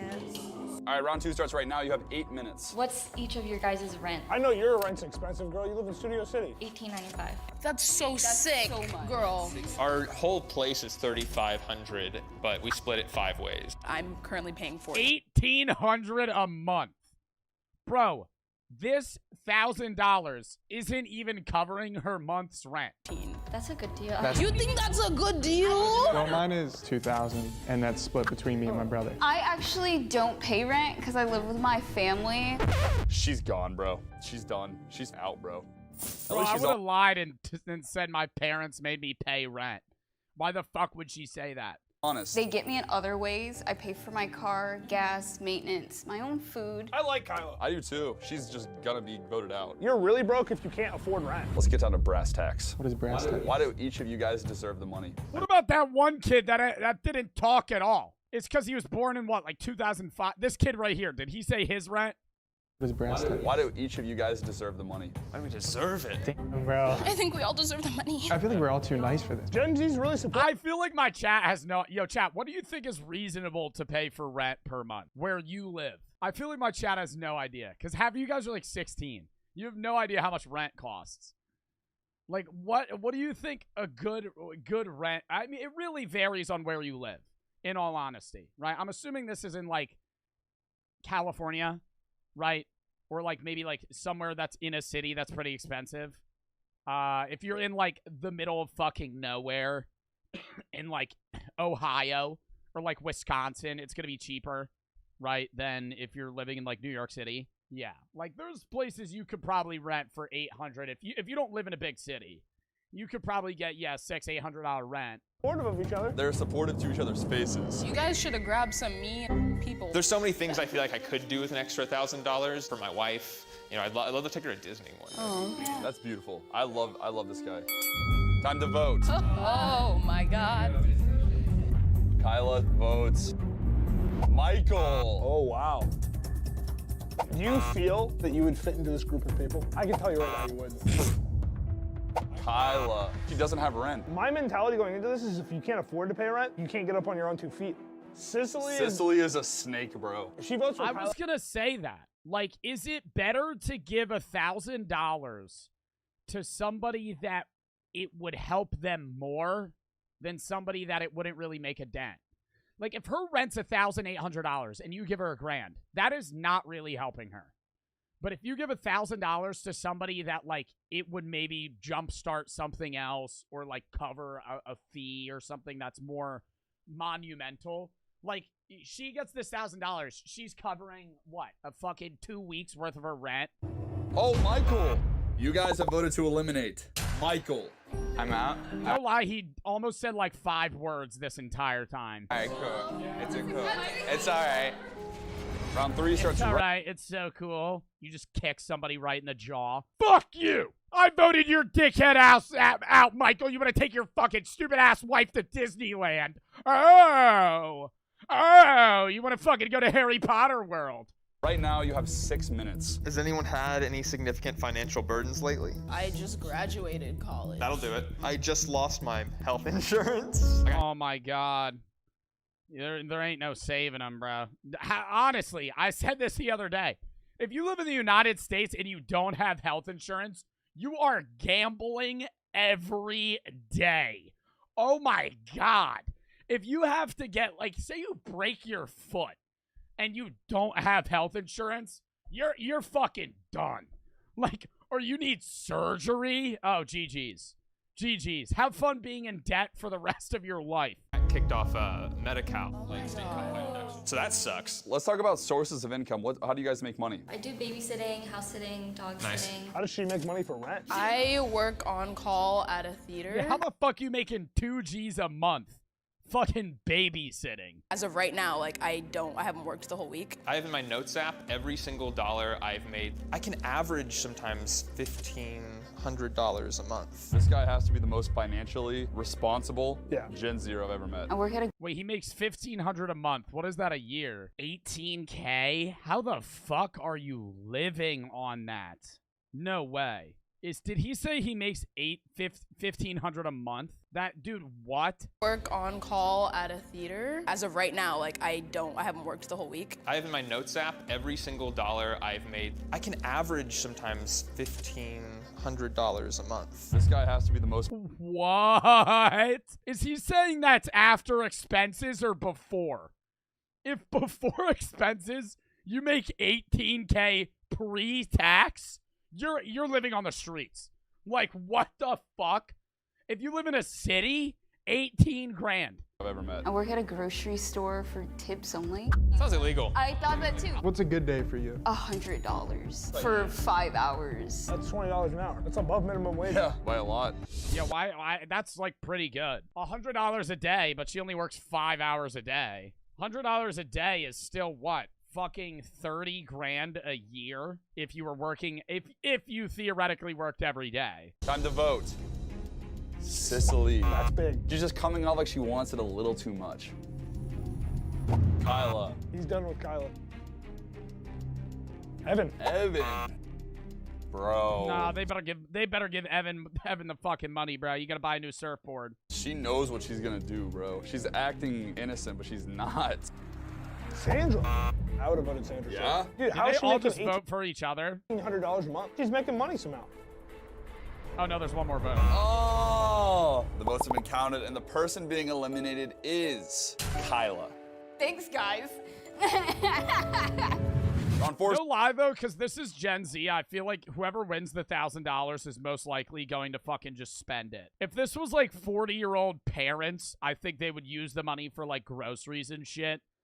But I feel like whoever they give the $1,000 to now is probably just going to spend it on some, like a bag or clothes or something that, like, they want for the, PS5. Temperature do you guys keep your apartment at? That's actually a good question. Like 76, I think. 79 is 79! What the fuck? What, are you living in a sauna?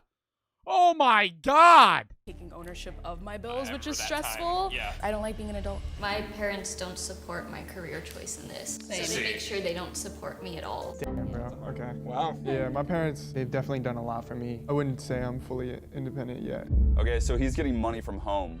Everyone come up and vote. Yo, just chill, though. They're being for real. Like, they're being honest. Jake. Who we got? Sicily. Evan. Oh my god, dude, they all vote for each other. No! No! Evan's done, bro. With 2 votes, the person being eliminated is Evan. Evan was pretty calculated, but he's been bested. It's been real. Nah, he's pissed. All right, guys, the last round is a lightning round, so we're gonna jump right into voting. Jake has been working on his trust factor, I think, the entire video. He gives me accountant vibes. I would trust him too, but I don't know if that's a bad idea. Sicily. I don't feel good about this. Sandra. Oh no. I think Sandra over here is having doubts. Come on, Sandra. Oh, that's 2 Sicily. Sicily's done, bro. Sicily's done. My time on the couch is coming to an end. Oh, I feel like Sicily wanted the money the worst, too. Money brings out the worst in people. I really would have felt not bad at all if I'd voted myself out at some point. But I didn't. Okay, so this is how this is gonna work. You're gonna come up to the board, and you're either going to write split or steal. Money doesn't bring out the worst in people. I understand when people say that, but money doesn't necessarily bring out the worst in people. It just brings out the need for people to have money, right? If you don't have money, you have nothing, right? Like, I'm not saying nothing. Like, but if you don't have, like, you still have family, you still have friends, but if you have no money, you have no house, you have no car, you have no food, you have not, like, you need money to buy everything to keep you alive. You both write split, you'll split the money. If one of you writes steal, you'll keep the money. But if you both write steal, none of you will get the money. I feel like relationships are very important. Of course, yes. I would really much love to split. I would also like to split. Okay. Nah, see, this is where you say, fuck you, I'm stealing. Either we both, this was all a fucking charade. I don't, imagine he comes out here and he's like, yeah, I told y'all $1,500 a month. Bitch, I make $1,500 a day. Fuck your bitch ass. I'm writing steal. I'll give you fucking 25%. If you don't write it, otherwise we get nothing. So you either get $250 or jack fucking shit, bud. That would be an insane play. Okay, please. I trusted you before. Yeah. I trust you now. Yes, I trust you too. God, I hope he writes steal so bad. That'll be so funny. You guys split it. What are you gonna do with the money? Probably do my nails, maybe get my nails done. What? I thought Sue needed the money. Get my nails done. What? It's kind of falling apart right now. I don't know if that was a great answer. No. The boring but true answer is it probably goes towards rent and groceries. But if it spills over, I think $500 can buy some Disneyland tickets. No, it can't. How much is a Disneyland ticket? A fucking shitload. God. Dude, a 2-day ticket for one person is $285 for one park. Like, bro, you're not buying... Yo, dude, have fun going to one park in Disneyland for 2 days.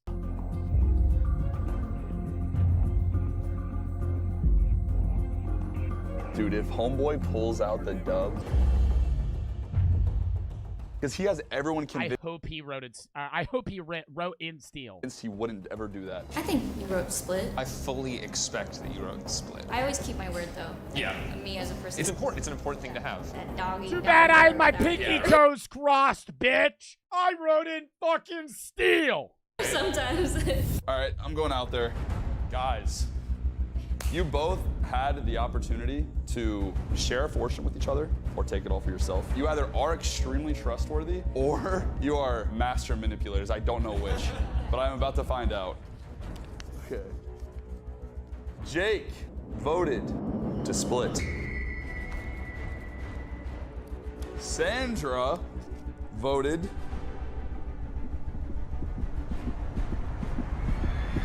to split. You guys just split $1,000. Cringe.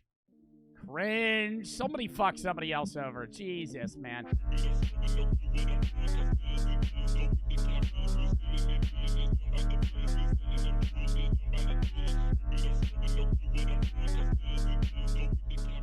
The Disney adult problem. Disney adults are horrifying creatures. I didn't even think I was going to talk about Disney adults, right? Everybody kind of knows. It's in the ethos. It's in the galaxy. It's in the air. People, if you're over like 30 years old, I don't know. Dare I even say 25, and you are like religiously, you're like a big Disney fan, and you like going to Disney World, and that's your favorite thing ever. It's creepy. Okay, there's no other way to say it. I don't know. It's like this isn't even me. I don't think it's creepy, right?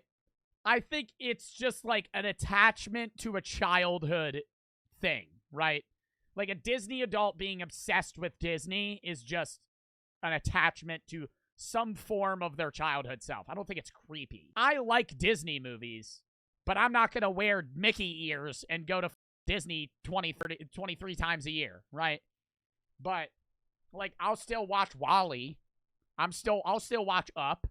You know, I'll even watch The Lion King. It is me saying it, but it's become a part of culture within itself. Last night, I was streaming on my Twitch, which I'm watching WALL-E tonight. Swear to God, I'm watching WALL-E tonight. I gotta write that down. I guarantee you I won't watch it tonight, but I've been wanting to watch WALL-E. This is a plug, sorry. And I was thinking about going to Disney World soon, just to check it out. I have never been, and I wanted to see the craze and the mania, and I stumbled across this YouTube channel where this guy goes to Disney World. He goes to other places too, but this guy goes to Disney World a lot, and I just got to click on one of his videos and experience one of the many wonders of somebody being in complete awe, childlike wonder of being in a place like Disneyland. So I had to share it with you guys. It's a lot to take in, so good luck and God bless. I also want to reiterate, I'm not the nicest guy in this video. I never understand. Okay, yeah, no. Like, do whatever the f you want, but I never understand proposals at Disney, right? I understand if two partners are into Disney and they love Disney, having something Disney related in their proposal, whatever the fuck they want to do, right? It's your life, it's your proposal, it's your marriage. It's whatever the fuck whatever the fuck you're into, right? But getting married or proposing in Disneyland or Disney World when it's fucking 105 degrees outside and you got the fucking Mickey ears on and you smell like fucking shit because your BO is fucking reeking because your deodorant just doesn't it just stops working after 5 minutes because it's so fucking wet and hot outside, and there's just a bunch of crying children, some kid throwing up on the ground, and all this other fucking bullshit going on. Mickey's probably dancing around. Mickey wants to die because it's 110 degrees outside and he's wearing a fucking 40-pound suit. But he has to act happy, and he also has to wear employee underwear. This is me on my stream, just bullshitting around. I in no way endorse going out and Joe has experience? Yeah, because I went to Disney my freshman year in high school, and it was okay, right? But in all honesty, if I never go to Disney again, I don't care. The only reason I want to go to Disney, and I know motherfuckers are going to call me an alcoholic for this, the only reason I want to go to Disney is because me and my friends want to go to Epcot and do the drink around the world thing, where you just get one drink at every country. That's all I want to do. I don't give a fuck about Magic Kingdom. I don't give a fuck about Animal Kingdom. I don't give a fuck about any of that shit. I'm trying to go to Disney World. I'm trying to go to Epcot. I'm trying to have one drink at every fucking place, and I'm trying to go home. Maybe get in a fist fight with Goofy, right? Target one of the fucking people. Just fucking roundhouse him. Get banned from Disney. Of shit. I don't know what I'm supposed to tell you. Don't be rude to this guy. I just thought it was a funny video to share with you. It has really nothing to reflect on him, but the Disney adult stuff does make me cringe. I don't know what I'm supposed to say. All right? I'm a bad guy. I'm a bad fucking person. Don't be like me. But enjoy the video. Sad old man makes fun of guy for being happy. Any future projects with Noel or just the podcast? Whenever I'm in LA next week, I'm going to try to go to Disney World with him. Really get to know him better. I feel like if you're going to get to know somebody, you'd want to go to Disney World with them, right? I love watching people do doing like a vlog. That's just stand in line for 10 fucking hours to just get on, the most mid ride you've ever been on. But rock and roller coaster's actually pretty fucking fire, Joe. Well, I think you've never been on Space Mountain. I have. I've been on Rock and Roller Coaster. I've been on Space Mountain, right? You know what's better than any of those rides? Any fucking ride at Six Flags. Any ride at any Six Flags you've ever been to is better than the best ride at Disney World. Well, the music at it's in the dark. Rock and Roller Coaster is actually in the dark and there's rock music playing. Oh, really? Fucking go on the worst ride at Disney. Not at Disney. Go on the worst ride at Six Flags Great Adventure, and you'll have a more fun time, right? And the line's shorter. Oh, Disney World, the wonderful place of happiness. Everybody's so glad to be there. Oh, what a great business. Why are they charging you fucking $750 for a fucking day pass and all this other bullshit to get a fucking fast pass? And for you to be able to jump parks, you actually have to spend more money. So going to Disney World for about, fucking 3 days is the same price about going to the fucking Bahamas for fucking a week. Would I rather go to the Bahamas or would I rather go to Disney World for fucking 4 days? Holy cow, Spider-Man roams. Spider-Man roams the streets here with us mortals? This is unbelievable. What? You're looking at 3 trees in industrial Anaheim, California. This is. Oh my God, he went to Disneyland? That's even worse. Disney World is the better one. Am I wrong? I'm pretty sure Disney World is the one that's like everybody like raves about. That's where I went. I thought Disneyland is like the shitty version. Day of my life. Already, this is making me not want to go to Disney. Disneyland, or view from the Howard Johnson Anaheim. You have no idea. So they're not even staying on the resort? How hard it is to get the 7th floor fucking tickets here out of the Howard Jones Hotel in Anaheim, California. We can see traffic, and I can see some rooftops in Disney Park. They kind of spoiled us here, but holy... With what? I live in a sewer in Mississippi. I have never been to a more beautiful spot in my life. This is unbelievable. Bro's acting like it's not just like kind of a better version of a Holiday Inn. They really spoiled us here. Bro's on a fucking 4x2 balcony with no chairs. Monorail. Look. Oh my God, it's Mickey! Public transportation! Oh my God! I just can't even believe it. If you're wondering what that noise is. Wait, if you're wondering what that noise is, it is the extremely loud freeway right next to me in the Howard Jones Hotel. Super loud at 6:30 in the morning. That's what that is. Shout out to the Howard Johnson. Shout out Howard Johnson, dude. I mean, look at that setup, dude. 2 queen-size beds. Andy Warhol Walmart poster on the wall. I took 6 showers this morning and threw my shit all over the place. I could have tidied up the room a little bit while I was vlogging just to make it look a little more serene, but I'm just gonna leave my underwear right next to the toilet. A little bit worried about the 100th tomorrow because if it's windy, they don't do fireworks. Swear to God, you get me going to the Howard Johnson Hotel in fucking Disneyland, I'm opening the door and I'm turning the AC down to fucking 62 degrees. I'm getting my money's worth. That AC bill from my room is gonna be more than I fucking paid to be there. I'm fucking opening that door. I'm turning the AC on. I'll let the sink run. I ain't gotta pay for that shit. If they don't do fireworks tomorrow, I'm gonna kill myself. I want to put that on record. Crossing our fingers on that one. Oh my God, is that the gates of heaven? Holy shit. 100 years of monopolizing a film industry. Guys, just in time for the 100th celebration, I don't think I've ever caught Disney updating the concrete live. Oh my God, he's that happy about the concrete update. Oh my God. People, they're updating the concrete live now. Wrap your head around that. I don't think I've ever seen Disney once update the concrete in person. I mean, these workers who are doing minimum wage work, they're out here really early before we even got here. I'm gonna look at them like they're fucking animals in a cage. I can't believe that they're putting paint over the pavement. This is amazing, man. Dude, whoa. This is a milestone. This is a huge milestone. There's the 100th monorail again. Who cares about the monorail? Obviously, the colors for the 100th anniversary is like purple, silver. Kind of reminds me of an era when I grew up, Justin Bieber. Yeah, that's why everyone's a Disney adult. Era, all the purple. Because it's nostalgia. That's what it is. Disney adults are getting scammed by Disney by the fucking by the nostalgia that's getting fucking shoved down their fucking throat, right? Oh, you remember this from when you were 10? Oh, you remember this fucking ride? Oh, only $70 for a fucking pin of Goofy. You fucking love Goofy, don't ya?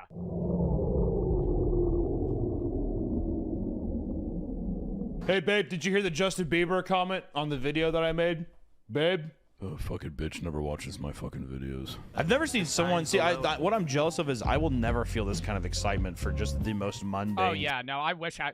Like, in all honesty, yeah, being that happy about, like, the smallest things, I feel like makes your life just amazing, right? Like, I'm never going to Disneyland, and I'm being astonished by, like, this plaque that they put up. Things. Like, spending 10 minutes there. Oh, fucking way. Okay. Okay. There's a huge plastic sign that says 100 years of wonder. I mean, guys, 100 years. Can we just go ahead and honestly, once again, Howard Johnson, thank you so much for just hooking me up. I can't believe it. So this is my favorite character, Lightning McQueen. I once touched myself in a movie theater watching it.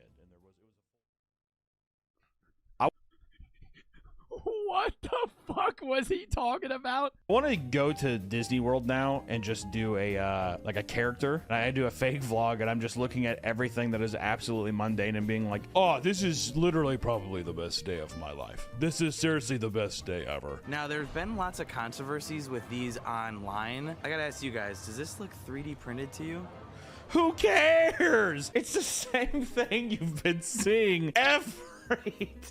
It is really, it's just a bigger plaque. Dude. On the threads online, there's a lot of controversy that if these are 3D printed, which if this isn't actual silver, how are we going to fend off the werewolves that come in here at 8 p.m.? I don't know, leave your guys' comments down below. Yeah, guys, like, all right, thank God. What's up, man? He's in a fucking sweatshirt. How hot do you think it is there? Huge Howard Johnson enthusiast as well. I do think it's 3D printed, and I actually canceled my trip in 2 months because I'm not going to stand for this anymore. Oh my goodness. Disneyland. Oh my God. I fucking love this guy. Papa Meat. Goofy's selling drugs. Goofy's just showed how a little girl how to do meth. That's the best day ever. Honestly, best day. Not sure if you guys can hear the area music, but we've got...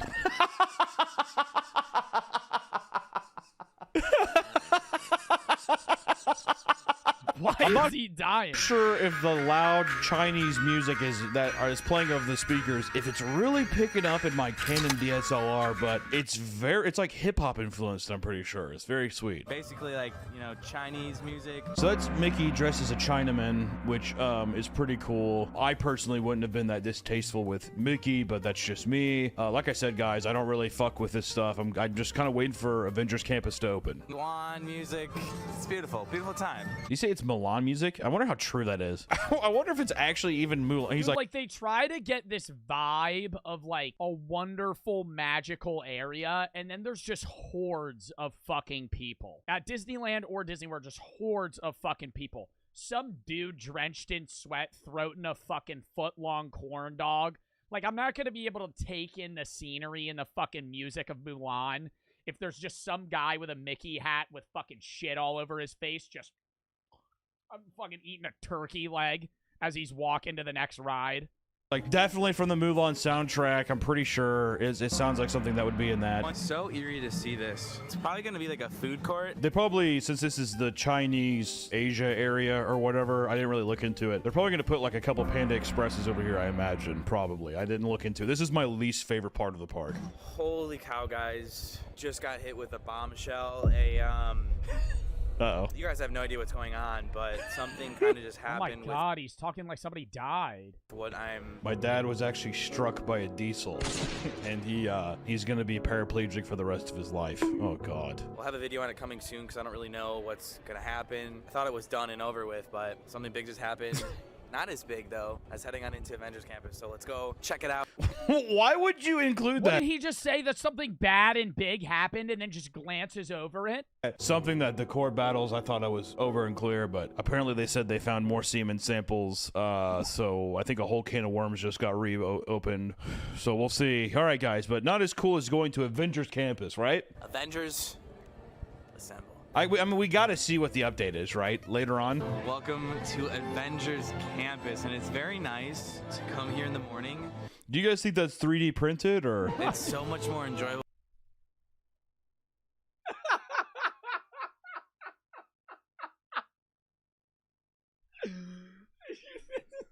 You don't have. God, the music is so loud. Have any of you guys been to this before? The music seems so loud right there, doesn't it? Now I found the attachments. Oh, and they have so many shops. I don't know about Disneyland, but Disney World, dude, it's like every 3 feet there's just $40 items that you can fucking buy. Look, $34.99. And oh my God, you have to. How much? Repulsor $24.99, Mystic Amplifier $24.99. What the fuck even are these things? Get this one first, and this one's gonna allow you to shoot 3 webs. What? And it's $34. Dude, $34 pre-tax. Imagine being in this fucking store, like working in the store, and you hear the Avengers theme song all day, every day. Can you fucking actually fathom that? What is this? Pins too. I had a friend that would steal pins from Disneyland or Disney World. He has like 30 of them, and I was like, dude, how do they not catch you? He was like, one of my friends was talking to the worker. I just pocketed 30 pins and left. I was like, wow.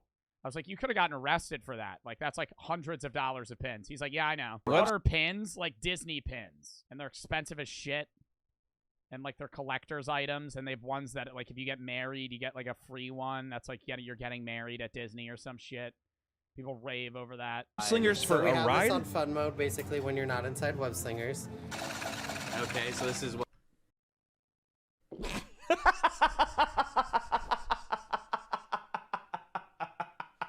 All right, guys.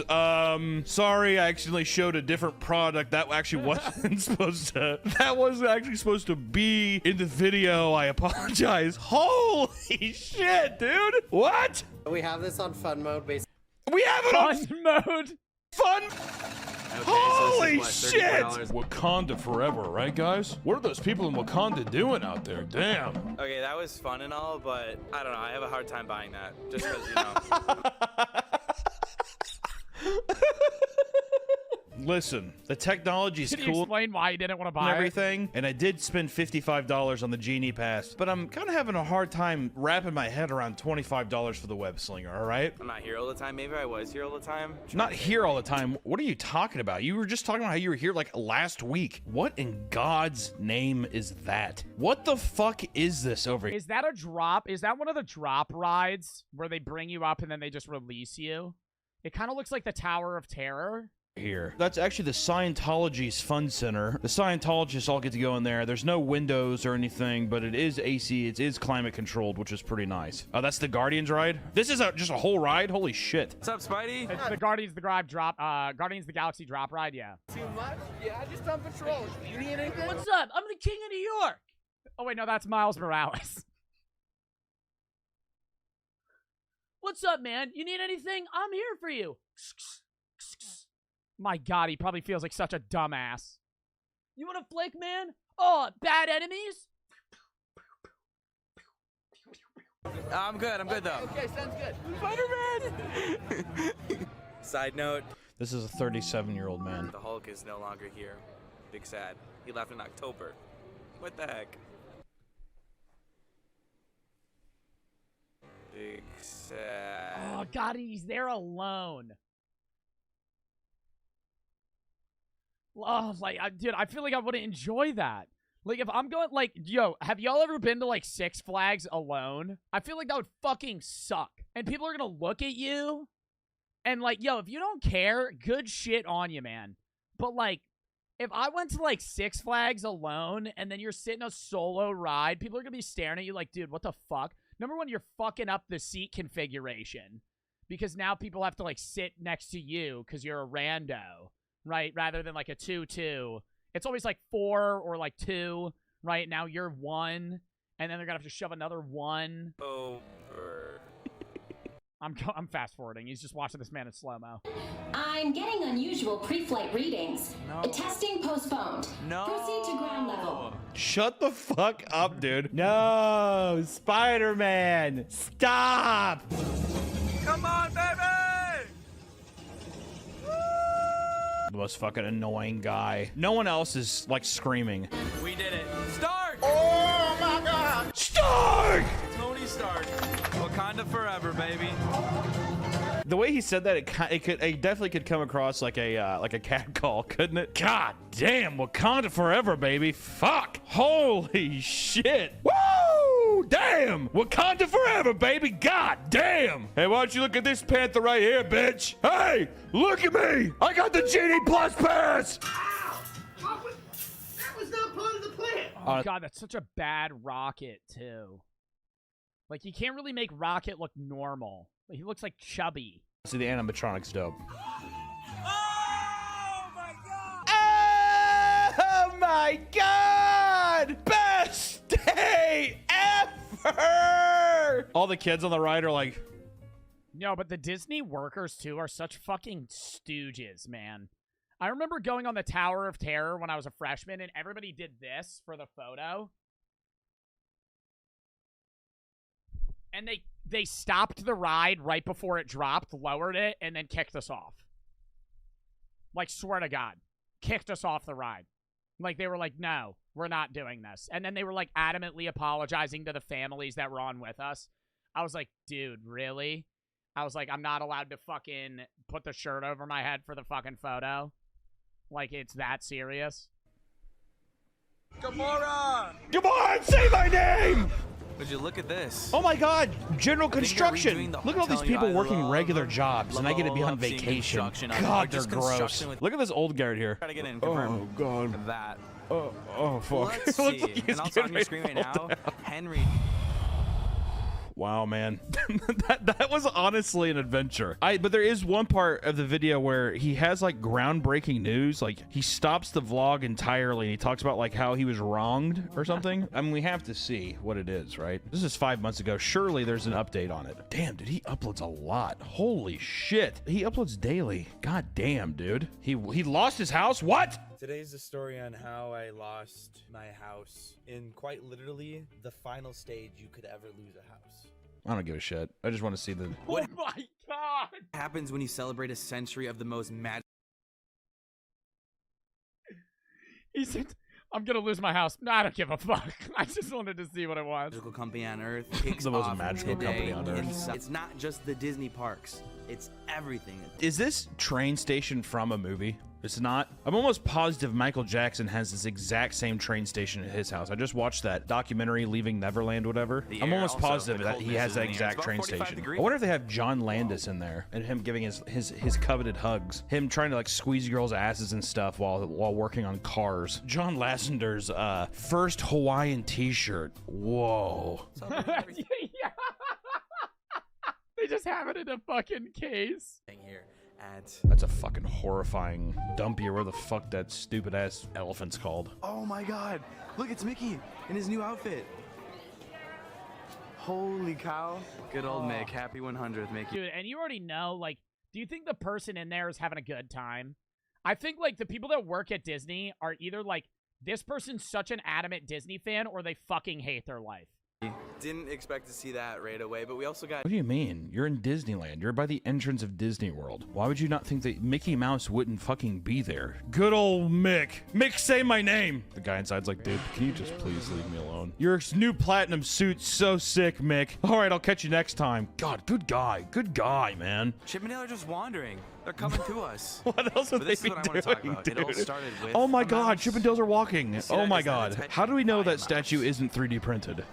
Guys, I'm wondering actually some conspiracy stuff. Is this 3D printed or is this real? I don't know. No fucking way he went to Disney to do this. You gotta let me know. Comment down below your guys' opinions. Oh my gosh, I'm getting chills. I could officially. Guys, is this actually like formulated out of metal, or is this just some sort of plastic 3D print? Buy things. Okay, I'm ready. Ear to ear grin right now, guys. Envision 1 century. God damn, it's so loud. Oh my God, dude! And the people that fucking like are in awe at the fucking, I don't even know if this looks like Magic Kingdom, unless this is Disneyland. But at Disney World, at Magic Kingdom, everybody was just in awe at all the fucking buildings. I remember I had a tour at one point, and they were like, little fun fact, all the flags, all the American flags here on Front Street actually aren't American flags. They either have one more star, one less star, one more stripe, or one less stripe, because you're legally not allowed to fly them like that. And I said, oh, whoopee fucking do, dude. How cool is that? Wow. The fucking flags aren't real American flags, bro. Wow, they have one more star. It's like I can barely fucking see the thing because it's fucking 45 feet in the air. Envision 1 century. God damn, it's so loud. Imagine you're just like walking around all day and it's just like this. Walt Disney is God. You are his lamb. Now, go into any given store and consume products as soon as you possibly can. If you think something is 3D printed, Oh, see, now this is Disneyland because the castle sucks. you will get shot in the face. Have a magical day. You crying? Yeah, you are. Are you crying? Are you fucking crying? Go to the fucking bathroom and clean yourself up, you stupid. Audio Jungle. Get your fucking ass. If anybody is seen crying on the front lot by the gate, you will be asked to leave. What the fuck did I just say? Just get in there. Go. Happy 100! Happy 100. Thanks for watching, guys. Yeah, thank you. Oh, thank you. I like. Why do you put the camera? Why would you leave him putting his camera down? Look how angry he looks right here. So as he's putting it down, he's just like, why the fuck would you fuck up the shot like that? Like you were overpowering my voice. Honestly, dude, what the fuck were you thinking? It's like all the cameras all the way down there. That poor fucking horse, dude. How magical. They get to have that horse all day for 12 hours. That's really fun. 100 more years, please! Yeah! Ashley, she watches the vlogs. Yes, I do. Thank you so much. And she actually has both Earth. And I'm convincing her to give me them right now. Right, Ashley? He's holding the camera up to her face. Right, Ashley? You're gonna give me that right now, right? So I don't have to wait in line, Ashley, right? Fucking give me it. No pressure at all, but you watch my stuff, right? So time to pay back, right? This amazing Mickey sipper. Oh, wow, that's and awesome. Then this tumbler right You mind if I here. touch all of this, Ashley? Thank you so much. I appreciate it. Thanks. Of course. Can I get a goodbye kiss, Ashley? My girlfriend isn't here. Stop. No, Ashley, would you mind giving me a goodbye kiss right on my cheek? Please, Ashley, this is all I have. We gotta thank Walt. We wouldn't be here without him. And there's God. That's definitely the creepiest possible way you could have said that. I spy Mickey. God, I've missed you. Jesus Christ, I've missed you so much, Mickey. Dude, there's no way my fat ass is fitting in any of these fucking roller coasters. Let's go, baby! Oh, whoa. This is so worth the 3-hour wait. All right, it's over. Let's go. Let's get back in line for 3 hours. Dude, it's going like 2 miles an hour because they're fucking kids' rides, dude. Go to fucking Six Flags, go on Nitro, and when you borderline black out on the loop-de-loop because that G-force is so strong that your eyes start rolling behind your fucking head, you're gonna be like, damn, bitch, I was on a fucking ride, right? I was on a fucking roller coaster. That shit was an experience. Or when you're on El Toro and that shit's made out of wood and it starts going like this and you think you're gonna fucking fall off or the fucking ride's gonna break and you're going 75 miles an hour down a fucking wooden track, you're like, holy shit, this is exhilarating, right? My bro is struggling to get some words in for content. Oh my God, it's beautiful. What a sight. Oh my God, what a spectacle! Honestly, I'm not gonna lie. This is a tougher one to sit through. Fucking, this looks boring as fuck. This mic won't stay still. Thank you. Jesus Christ, this whole experience is just so exhausting, dude. There's no way in hell. I don't think I'm going now. I don't think I got it in me.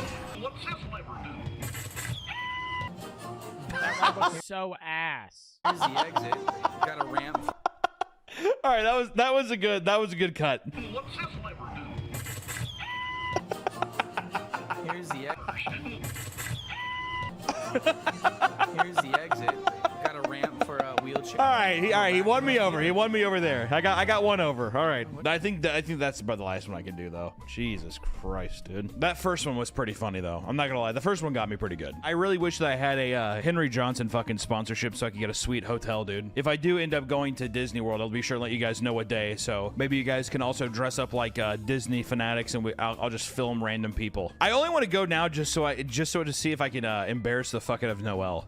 Editorial note update. After recording this video and editing it, it so happened that I was going to LA for some work, and I took one of those days after watching this video to go to Disneyland in Anaheim. I just wanted to put this out there real quick that I can admit when I'm wrong. Disneyland was very fun. Granted, the lines are very long. I did have to fucking donate plasma to afford the Genie Plus pass to like really schedule what lines I needed to skip. And then you have to schedule the rides. That's just what I hate. Like the fast pass, like the whole thing.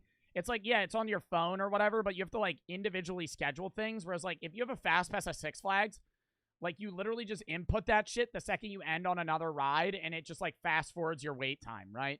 But the fast pass, there's like a limited usage, and you only can have certain ones queued for certain times. Oh, it's such a pain in the ass.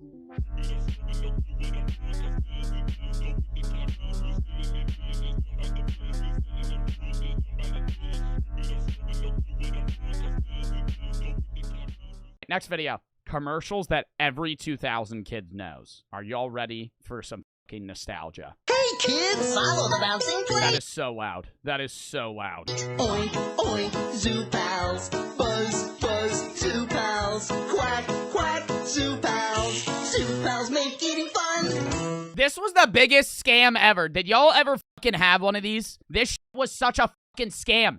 It's literally a fucking paper plate. I'm glad this business probably no longer exists. If they do, they're definitely not making that much money. There's a new pet. Chia Pets. Oh my god, I fucking hated Chia Pets. Dude, I'm gonna hate all these products. I'm gonna genuinely hate all these products, but they are nostalgic. And I think everybody owned a fucking Chia Pet at some point, bro. If you're around like 2000 to 2006, like you definitely owned a Chia Pet. The way they promote it in the commercial is like, oh, this shit's fast as fuck. And while, like, chia seeds do grow pretty quickly, it is an anticlimactic process. It is not that fun. Not that fun to watch these grow. And even when they are full grown, like, what do you do with it then? Scooby-Dooby-Doo. I had this one. I had that one. I had the Scooby-Doo one. But, like, you know what's crazy is there's literally no point of the product. This is Daffy Duck, but Daffy, like, why are you growing the chia seeds here? It's like, it's not even their hair. Kmart. See. You know, the only thing worse than this was the Pet Rock. Do you guys remember the Pet Rock? I don't even know if I was alive during the Pet Rock, but I remember seeing the Pet Rock. Dude, it was like, yeah, 1975. The Pet Rock. What a fucking ingenious idea of whoever the fuck made this, dude. They were probably a goddamn millionaire off of this. People ate that shit up, too. Imagine selling a crypto scam in the fucking 90s or the 80s. Oh, you would have made more money than you would have today. Dude, people were fucking so gullible. Like, scams, like, weren't really that big of a thing. If you could go back to the 60s, you could fucking make any goddamn product and shill it to anyone, and they would fucking buy it. A pet rock. You get a rock in a box. And people fucking ate that shit up. Yeah, I'll give you $50 for that. You're fucking kidding me. Oh, you gotta pick the rock. You gotta pick the rock. Now, I would say that our pedigreed rocks are very feisty. This man is in a suit and tie selling fucking rocks. I mean, that's what jewelry people do. That's exactly what jewelry people do. That is like word for word exactly what jewelry people do. But it's different, because it's something that you're wearing. Up, down, up, down, up, down. Enough! Check this out. This new toothbrush will rock your world. Introducing the one that fucking played songs? The dumbass toothbrush that played fucking music? I think I owned one of these, or at least one of my friends did. I remember using one of these, or seeing someone use one of these. Dude, the sound quality, not it, right? Because they're portraying it in the commercial. It sounds pretty good, right? When you own one of these and the speaker's in a fucking toothbrush, imagine how muffled, and imagine if you get it wet, it's just going to sound like garbage. These were lit. I owned one of these. I owned one of these. Cute, huggable pets that pop open into full-size pillows. They're soft, they're cuddly, and they make perfect pillows. Moms, your kids will absolutely love their pillow pets.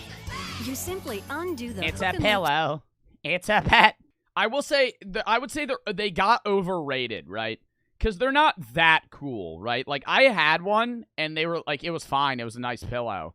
But it's literally a pillow. You're buying an overpriced pillow because it can fold with Velcro into looking kind of like a lily bug. Should we look at how much some of these cost to see if how much was a pillow pet? Wow. Oh, they look ugly as fuck now. Oh, they look garbage now. Look at this shit, chat. Ew. What the fuck is that? Would you guys buy this one? I'm definitely snatching this one.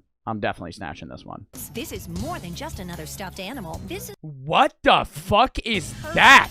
What the fuck is that thing? And they're even machine washable. Pillow pets are so soft and machine washable for when your child shits on the pillow. Pillow pets make the perfect Only $19.95 each? What the fuck happened? Inflation really fucking fucked us, didn't it?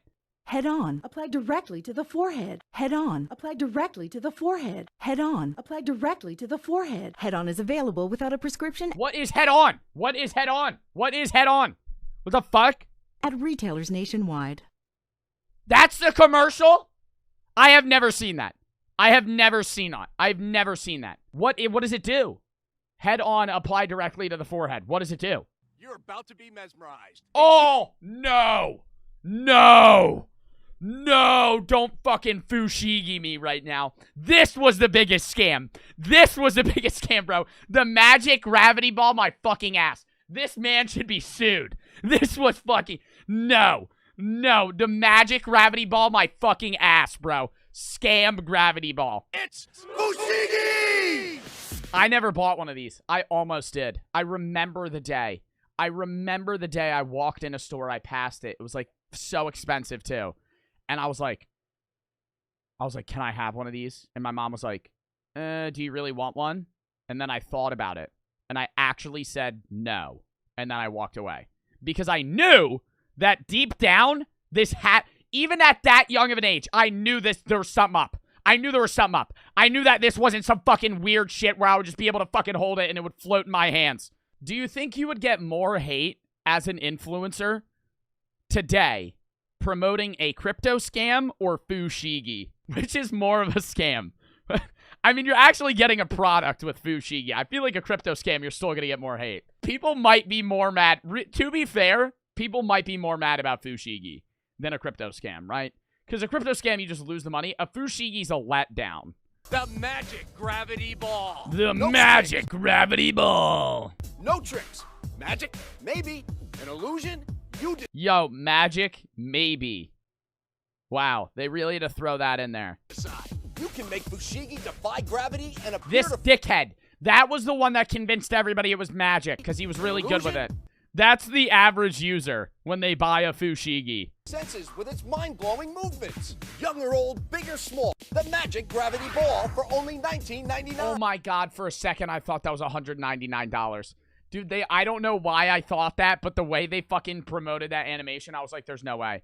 What's squishy, stretchy, and transforms almost anything? Foam is fun you can feel. Roll it, mold it, or cover it. That's the way you foam it. Look, now you can turn anything into a fabulous foam creation. Transform. I always wanted to eat this. The way you foam it. Look, now like, you can I really wanted to eat this. Like a scooter, a skateboard, your shoes. With foam in your hands, the fun never stops. Just ask anyone who foams, from parents to tots. I would fucking eat the shit out of that, dude. What's that tear, that pecs, that punch? The unique taste, so creamy with a crunch. PB&C is what I'm thinking of, and it only could be found in my Reese's Puffs. Peanut butter chocolate, great when separate, but when they combine, they make the morning time epic. Morning time epic. This was a great ad. This was a great ad, and I don't even know who the fuck this kid is. But every day I would wake up and I would hear this ad, and I actually ended up getting Reese's Puffs. It worked. This is an ad that worked on me. It's the perfect combination of peanut butter and chocolatey flavor. Reese's Puff cereal, part of a complete breakfast. It is not part of a complete breakfast, though. Reese's Puff cereal is the most unhealthy shit ever. Like, if you read the fucking nutrition label on Reese's Puffs, bro, it's like 20 grams of sugar for like a cup, and it has like no nutritional value. You're just eating sugar. Oh no, not this one. Sweetie, you've had Chef every night this week. But I love Chef. Oh, this is another banger-ass commercial, bro. I love this commercial.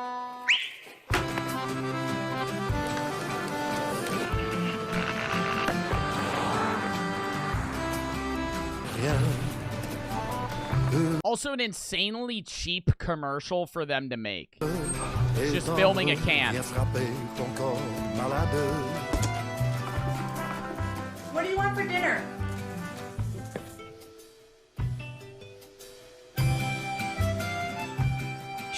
Now, that kid's a menace, though, if they think the best dinner they could possibly have is canned ravioli. You are out of your goddamn mind. What do you want for dinner? Yeah, can I have the canned ravioli, Chef Boyardee? Good commercial, but fuck no. I'm not eating that. I'm not eating that, bro.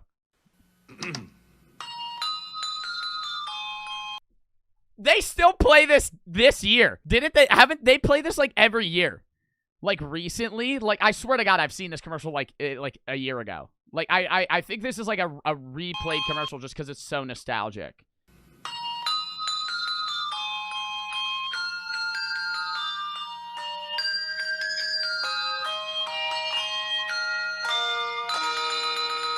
Oh my God. My God!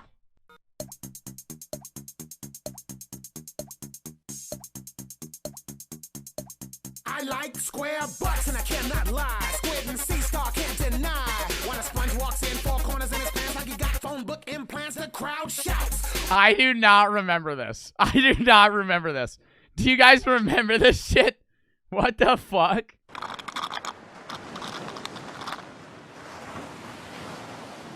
Dude, Capri Suns at the beach. Oh my God. The best. The best, though. Capri Suns at the beach, unmatched. Never say Capri Sun like that. That's how you say it. Capri Sun. If you say Capri Sun, Capri Sun. That is not how you say it. How the fuck do you say it? I'm literally looking up the pronunciation. Capri Sun. Fuck you, you dumb motherfuckers that said I said that shit wrong. Capri Sun. Capri Sun. Capri Sun. That's how I fucking say it.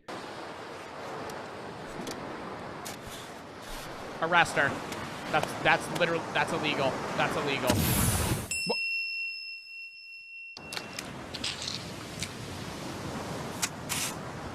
Respect the vouch. Respect it. Dude, she's dead. That's literally her dying. Nah, bro, I don't remember this. I remember Capri Sun commercials. I don't remember somebody dying mid-commercial. Dude, that just killed her. That's just... How's it going? I'm Finn. Oh, bro, they gotta bring back these goldfish commercials. Good fucking snack. I hate this commercial. I have always hated this commercial. I've never liked this commercial. I fucking hate this commercial. 800-588-2305 today. Fuck off. It's never gonna leave my mind. I'm going to die remembering this commercial. 800-588-2300 Empire. Today. What is the company? It's a flooring company? Empire Today. Carpet flooring window treatments. Bacon. I've eaten these. I've eaten these. Not that bad. Not that bad. They do not taste like bacon. They're very grainy. But they're not that bad. I've eaten an assortment of dog treats in my life. These are top tier, comparably. What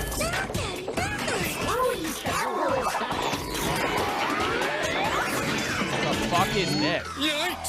He's as big as the taste of my close Fruity Pebbles cereal. Part of a good breakfast. I fuck up Fruity Pebbles. I've never seen this commercial, but I fuck up Fruity Pebbles every goddamn day. Everybody loves bacon. The sizzle, the scent, the mouth-watering taste. Didn't think it could get any better? Watch. We're turning bacon upside down. Introducing Bacon Bowl, the easy way to make delicious edible bowls out of bacon for fun, savory, crunchable yum. Just wrap your favorite cut of bacon. I feel like this is one of those products where like how it looks on TV is not how it's going to be in real life, right?